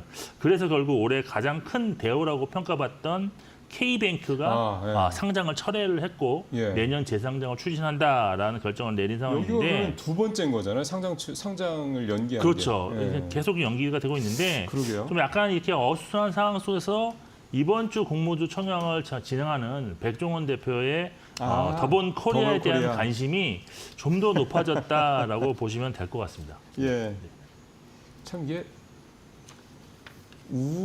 이게 사업이라는 게 비즈니스라는 게 운을 얘기를 안 할 수가 없다라는 생각이 드는 게 사실은 심사할 때 그때 조금 뭐 여러 가지로 얘기가 좀 있고 이를테면 이제 그 가맹 점주들 뭐 반발 네, 뭐 네, 등등등해서 그때 좀 이렇게 지연되고 뭐 그런 얘기도 있었는데 결국은 상장 시점에는 또 그 흑백 요리사 요게 워낙에 또 대박이 나니까 네. 그 영향을 또 받아서 상당히 또 좀 지금 막판에는 또 굉장히 순조롭게 또 진행되고 이번에 공모가도 굉장히 상단이 굉장히 높게 받았다고 그래야 되나? 그러니까 되게 인기가 많았다는 얘기잖아요. 네, 일단 뭐 더본 코리아 잠깐 말씀드리면 1994년도에 설립이 됐고 과거에도 한 차례 상장을 추진했던 기업인데 그때 당시에는 이제 코로나19 그다음에 고금리 구간으로 진입하면서 상장을 조금 연기했다가 이번에 추진을 하게 되는데 뭐 아시다시피 주요 사업은 그 프랜차이즈를 한 25개를 갖고 있고 또 2,900여 개의 가맹점을 보유한 외식 사업업체다. 이게 그러니까 소위 말하는 뭐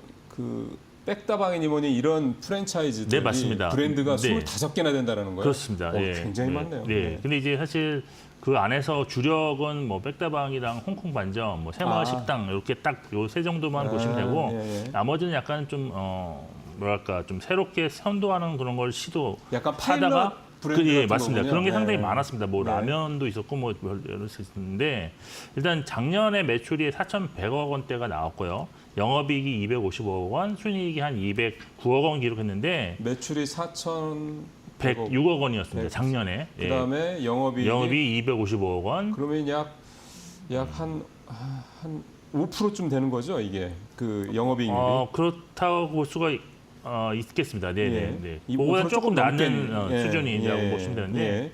네. 그래서 이제 공모 희망 밴드가 지금 23,000원에서 28,000원으로 처음에는 초기에 책정됐는데 기간 수요 예측을 좀 결과를 보니까 경쟁률이 한 734대 1로 상당히 높았거든요. 그러면 그래서 네, 올라갔겠구나. 그래서 공모 가격은 밴드 상단을 초과하는 34,000원으로 지금 결정되었고 네. 이렇게 공모가만 보면 이제 시총이 이제 한 4,900억대 정도로 형성될 것이다라고 볼 수 있는데 이에 따라서 지금 한 60% 수준의 지분을 보유한 백종원 대표는 약 3천억 원 규모의 주식을 지금 보유하게 될 것으로 일단 볼 수가 있고. 그러니까 이렇게 상장을 해도 백 대표 지분이 60%나 되는군요. 네, 그렇습니다. 사실 상장에 좀 뭐랄까 좀 주식 소수에 집중된 어떤 그런 주식 분포를 보여줬기 때문에 상장 이후에도 상당히 많은 수준을 보유하게 됩니다. 일단 기간 수요 예측이 성공했기 때문에 이번 주 진행되는 공모주 청약에서 청약 열기가 좀 뜨겁지 않을까라고 볼 수가 있는데 문제는 그럼 과연 향후에도 이제 주가는 어떻게 흐름을 봐야 될 것인데 내년에 예상 실적이 영업이익 보면 한 370억 원대고요.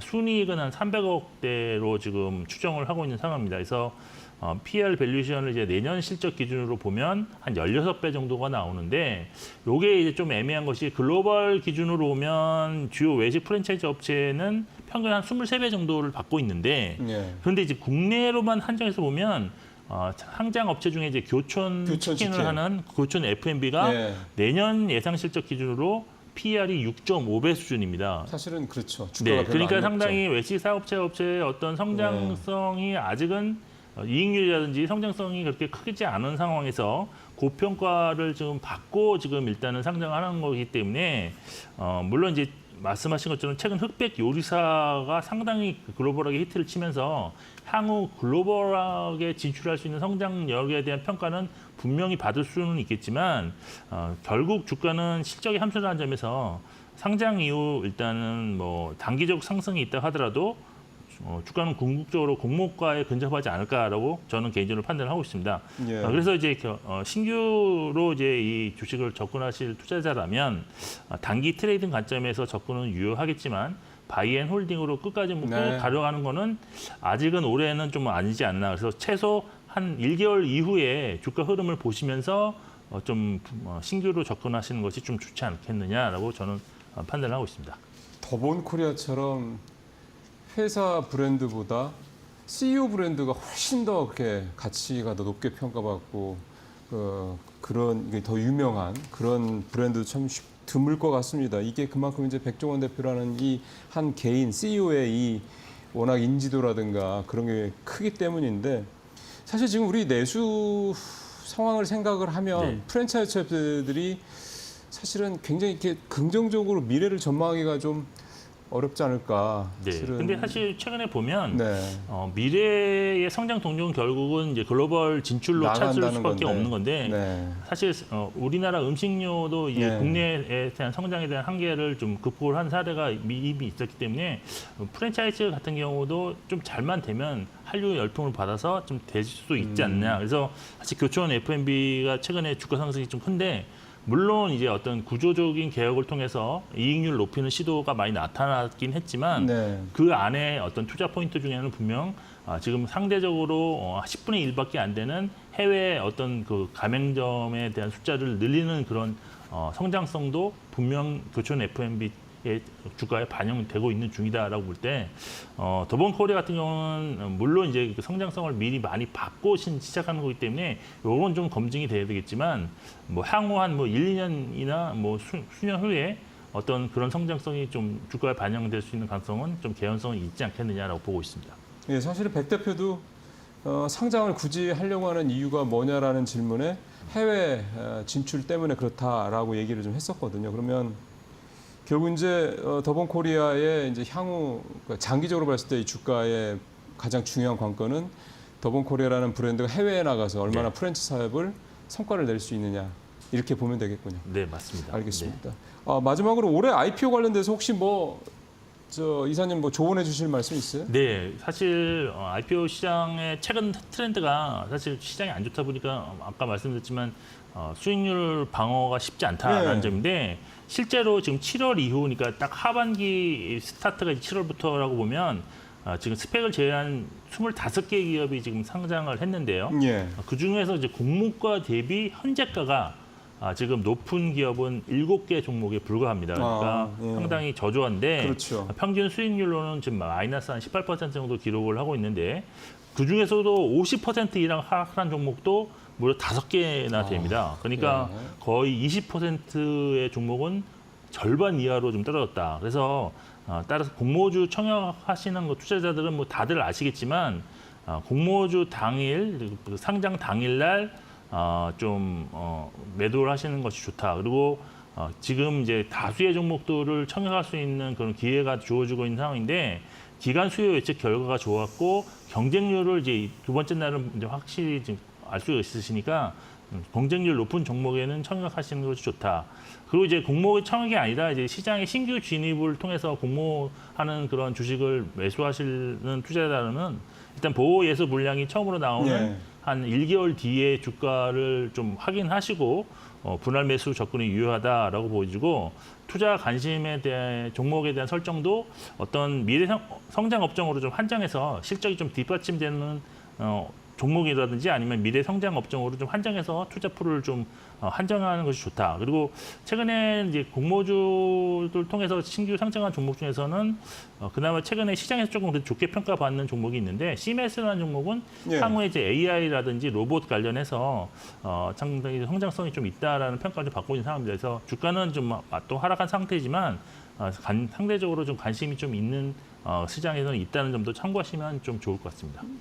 그러니까 여기도 지금 상장하고 나서 주가가 좀 빠졌던 이유는 결국은 이 회사가 갖고 있는 가치보다는 시장 전반적인 부진에 이렇게 약간 뭐 그럴 휩쓸렸다. 수가 있겠죠. 아무래도 지금 트렌드는 네. 일단 시장에 상장하는 종목들은 그날 이제 최고가를 기록한 이후에 한 달 정도는 쭉 빠지는 경향이 좀 있다. 근데 지금 최근에 상장한 종목인데, 근데 또 최근에 상장한 종목들의 특징이 제가 볼 때는 뭐 10월 초반이라든지 9월 말에 상장했던 그런 회사들은 뭐 바로 다이렉트로 많이 빠지는데 네. 지금은 약간 좀 그 빠지는 기울기가 좀 완만해진 것이 좀 특징이다라고도 볼 수가 있겠습니다. 결국 이런 거는 네.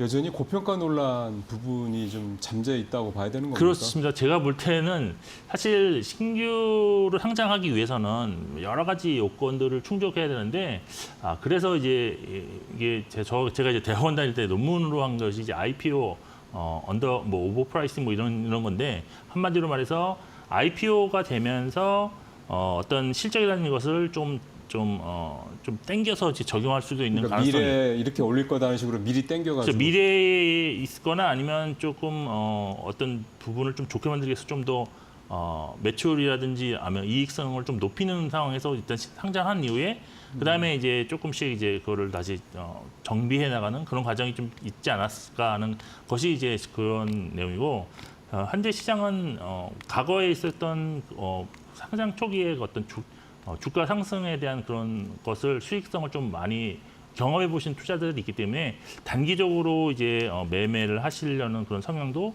분명히 초기에 나오긴 합니다. 그렇지만 결국은 실적과 뭐 어떤 수급의 함수이기 때문에 결국 상장 이후 한 1, 2개월은 좀 부진한 것이 현재 트렌드라고 보시면 될 것 같습니다. 그러면 이제 내가 봤을 때 이거 괜찮을 것 같아 이런 거라는 걸 먼저 조금 좁혀보시고 네네. 그다음에 IPO 주들이 워낙 이 수급 때문에 초반에 흔들리니 한 달 정도 지난 다음부터 좀 상황을 좀 보시면서 그렇죠. 그렇게 하시는 게 조금 그게 더 더 확실하게 좀 네. 수익률을 확보할 수 있는 그런 전략이 아닐까라고 개인적으로 판단하고 있습니다. 알겠습니다. 네. IPO 쪽 얘기하고 저는 LCC 쪽을 좀 네네. 뭔가 변화가 조금 이제 생기는 상황이 아닌가. 일단 첫 번째는 경영권 분쟁 관련된 얘기들이 좀 나오고 있고 또 대한항공이 이제 아시아나항공을 이제 인수하는 부분 이게 이제 사실상 거의 마무리가 된 거잖아요. 네네. 그러니까 대한항공이 아시아나항공을 인수하다 보면은 다 끝나면 결국 이제 그 다음에 남은 게 두 회사가 갖고 있는 LCC들 문제가 또 있기 때문에 그러니까 뭔가 LCC 업계에 굉장히 큰 좀 판도 변화가 막 생기는 게 아닌가 생각이 들어서 이쪽은 이렇게 뭔가 변화가 좀 있으면 주가에도 조금 뭔가 탄력이 붙을 수 있는 변동성이 생길 수 있는 그런 거 아니겠습니까? 네, 그렇습니다. 사실 LCC 같은 경우가 항상 보게 되면은 사실 영업은 잘하고 그러는데 왜 주가는 못 가느냐. 맞아요. 올해 아마 내내 그런 생각을 하실 그런 거예요. 생각을 많이 하는데 이것은 이제 한번 조금 상대적으로 작년이랑 좀 비교를 좀 해보실 필요가 있습니다. 예. 왜냐하면 작년에 이제 코로나가 끝나고 이제 폭발적으로 수요가 증가하는 상황에서 공급이라는 것도 한정적으로 좀 맞아요. 막혀져 있었기 때문에 그렇죠. 뭐 어떤 운임이라든지 아니면 어떤 여객에 대한 그런 비용이 상당히 좀 크게 증가한 측면이 있습니다. 그래서 그런 성장성이 나타났던 구간에 경험한 상황에서 주가는 좀 올랐었는데 올해는 똑같이 실적은 상당히 좋은데 어떤 그런 성장성으로 좀 얘기가 되는 것이 좀 부족하기 때문에 예. 여기에 또 이제 대한항공의 또 아시아나 항공 인수라는 불확실성도 업계 전반에 좀 걸쳐서 좀 디스카운트 요인으로 좀 작용을 했다라고 볼 수도 있겠습니다. 네. 근데 이제 말씀하신 것처럼 이제 대한항공의 아시아나 인수가 이제 거의 확정이 될 것으로 일단 보고 있는데 일단 다음 달 초쯤에 EU의 어떤 최종 승인이 나온 이후에 네. 그 미국에서의 법무부 심사도 종료될 것으로 보여서 다음 달에 이제 인수 승인이 완료될 것으로 보입니다. 그래서 지금부터 이제 항공업종에 대해서 좀 관심을 좀 가질 필요가 있다라고 네. 있는데 이제 물론 이제 최종으로 이제 어떤 뭐 업무적인 그런 합병이 최종적으로 나오는 시기는 한 2년 뒤가 될 것으로 보이는데 그 과정에서 LCC 간의 어떤 지각 변동이 좀 나타난다. 그래서요. 예. 지금 대한항공은 사실 자회사로 진에어를 그렇죠. 갖고 있고 아시아나항공은 또 저가항공사로 에어 부산, 에어 서울 예. 이렇게 갖고 있습니다. 그래서 이 세 개 항공사의 매출의 합계가 작년 기준으로 한 2조 5천억 원 정도에 육박하는데요. 네. 지난해 LCC 1인 제주항공이 한 1조 7천억 원을 했다는 점에서 상당히 1위 업체와의 격차도 크게 벌어지는 거대 LCC 업체가 탄생하게 된다라고 볼 수 있어서 예. 사실 또 이 항공사끼리 또 통합을 하면 어떤 시스템적으로 시너지가 충분히 나타날 수가 있는데 그렇죠. 네. 정비라든지 아니면 어떤 뭐 관제라든지 이런 거가 뭐 기내 서비스 이런 것도 다 통합해서 쓸 수 있는 거기 때문에 비용이 줄어들어요. 네, 시너지가 나타날 네. 가능성이 상당히 크다라고 보시면 될 것 같습니다. 그리고 이제 지난해 LCC 매출 2위했던 티웨이 항공 얘기도 좀 빼놓을 수가 없는데 예. 사실 합병 승인 과정에서 대한항공으로부터 유럽 4개 노선을 좀 이렇게 받았죠. 받았습니다. 네. 그래서 요거를 이제 뭐 대한항공의 기자 의자라든지 뭐 조종사들을 좀 임대 형식으로 쓰면서 이제는 이제 한번 테스트를 진행하는 구간으로 지금 진행하고 있는데 이런 성장성도 분명히 있는 상황에서 최근 그 2대 주주인 대명 소노그룹이 티웨이 항공과 또 이제 저기 장거리 노선에 특화되어 있는 에어 프레미아의 어떤 최대 주주로 되기 위한 노력이 예. 지금 지속되고 있는 점도 좀 주목해 보실 필요가 있는데 일단 경영권 관련 이벤트 발생 가능성이 좀 높기 때문에 최근에 주식시장에서 제일 좋게 뭐랄까 그 상승률이 높은 수익률이 높은 기업들이 경영권 분쟁 관련 기업들이라는 점에서 좀 관심이 필요하지 않겠느냐라고 보고 있고 또 현재 1인 제주항공은 사실 어떤 M&A를 통해서 장거리 노선 확보가 좀 필요하다라고 볼 수가 그러니까요. 있는데 근데 이제 그 인수 대상으로 지금 저희가 생각했었던 에어 프레미아가 일단 대명 소노그룹이 먼저 관심을 보이는 상황에서는 상당히 지금 현재로서는 좀 추진할 동력이 좀 부족하지 않느냐라는 평가를 받고 있는 중입니다. 일단 항공주에서 주목해야 될 것은 대한항공을 좀 꼽을 수가 있는데요. 예. 일단 최근 미국 항공사들의 주가가 상당히 크게 상승한 상황입니다. 네네. 그 이유가 이제 주주 환원책 강화에 따른 어떤 수급 개선 뭐 이런 것들이 원인인데 사실 대한항공 같은 경우는 어떤 아시아나 항공 인수와 관련 그런 문제 때문에 여기에 크게 신경을 못 쓰고 있는 상황입니다. 그래서 이것이 이제 다음 달에 어떤 합병에 대한 승인이 완료된 다음에는 소홀했던 뭐 주주 환원 관련 정책이 나타날 수 있다는 점, 여기에 또 불확실성이 제거된다는 점에서 아시아나항공의 항공과의 시너지 효과에 대한 어떤 긍정적인 평가가 분명히 나올 수밖에 없다는 점, 그리고 실적은 상당히 좋은데도 불구하고 주가가 지금 오르지 못했기 때문에 밸류에이션상 상당히 매력적인 구간에 진입한 상황입니다. 지금 역사적 밸류에이션 하단인 PBR 0.8배, 네. 그리고 PER로 6.2배밖에 안 되는 저평가 상태이기 때문에 이런 점이 지속적으로 어떤 뭐 언론이라든지 뭐 리포트를 통해서 충분히 부각될 가능성이 있기 때문에 대한항공 같은 경우는 좀 지금 시점에서 주목해야 된다. 그리고 사실 비용에서 가장 큰 게 작용한 것이 이제 유가인데 유가가 최근에 이제 조금씩 뭐 반등하는 척에 다시 또 60불대로 또 떨어졌습니다. 뭐 이란으로 어떤 공습이 거의 예정된 거의 뭐 짜고 치는 뭐 그런 식으로 이제 예정된 것으로 좀 보여졌기 때문에 유가는 오히려 떨어졌는데 이러한 점도 분명히 주가에는 반영될 개연성이 높다라고 보시면 될 것 같습니다. 환율은 어떻게 봐요? 지금 환율이 네. 1,390원까지 지난주에 올라서 환율은 사실 지금 어떤 저희 예상보다는 다르게 미국에서 어떤 뭐 트럼프 대통령 당선 확률이 높아지는 상황, 여기에 어떤 미국의 경기에 대한 그런 인플레이션이 좀 지속될 수 있어서 금리가 좀 떨어지는 속도가 늦출 수 있다. 이런 것 때문에 맞습니다. 다시 환율이 올랐는데 사실 항공주의 환율이 오르는 거는 두 가지 측면에서 안 좋습니다. 수요가 나빠지는 거, 그다음에 비용이 증가하는 거, 이것 때문에 안 좋아지는데 근데 저는 그렇게 봅니다. 어차피 금리가 인하가 시작된 상황에서 다시 여기서 추가로 그러면 금리가 인상되는 구간으로 갈 것이냐 그런 건 아닌 것 같고 여기서 약간 좀 행보를 보이다가 조금씩 떨어지는 완만하게 떨어지는 그런 구간으로 진입하지 않느냐 볼 때는 장기적으로 볼 때는 항공주에는 유리한 지금 상황으로 흘러갈 수밖에 없는 상황이다라고 보고 있습니다. 그러게요. 지금 어쨌든 미국이 기준금리를 내리고 어쨌든 계속해서 내려갈 부분에 대한 부분은 뭐 그거는 누구도 부인하지 할 수 없는 그런 부분이기 때문에 환율은 지금은 약간 단기적으로 좀 상승하는 거고 결국은 하향 안정세를 찾을 것이다. 그러면 이제 유가도 안정적이고 환율도 안정적이고 그럼 항공사들 입장에서 봤을 때는 큰 비용 나가는 게 줄어드니까 리스크가 많이 수익이 좀 좋아질 수 있는 여러 가지 좀 긍정적인 기대감을 가질 수 있겠다. 그렇게 해서 대한항공을 좀 우리 김 이사님은 가장 선호하신다라고 말씀을 하셨습니다. 시간이요, 이사님? 네. 한 1분밖에 없어요. 네. 그래서 다음 주 주간 전망을 이번 주 주간 전망을 이사님이 그냥 한 포인트 딱 원 포인트로 딱 한 말씀해 주시면 좋겠어요. 원 포인트는 이번 주는 가장 주목해야 되는 건 역시 삼성전자다. 아무래도 이제 최종 실적 발표 후에 컨퍼런스 콜이 진행되는데 여기서 어떤 얘기가 나오는지가 상당히 주가 방향성을 결정짓는 기회가 될 것으로 보이는데 사실 외국인 매도세도 이때쯤 전환될 가능성도 있고 주가도 반전 가능성이 있는데 그렇게만 된다면 지수는 이제 상승 반전하겠지만 그렇지 않다면 결국 지지부진한 이런 지수 수준이 유지될 것이다. 왜냐하면 미국 대선이 얼마 남지 않아서 관망세가 유지될 수 있다. 그래서 결국은 실적 위주의 개별 종목 장세가 지속될 것으로 결론을 내리겠습니다. 알겠습니다. 이번 주 31일 날 발표되는 삼성전자 확정치, 3분기 확정치 요거를 가장 주목을 해야 된다 말씀을 하셨습니다. 자, 이사님 오늘 말씀 잘 들었습니다. 네. 고맙습니다.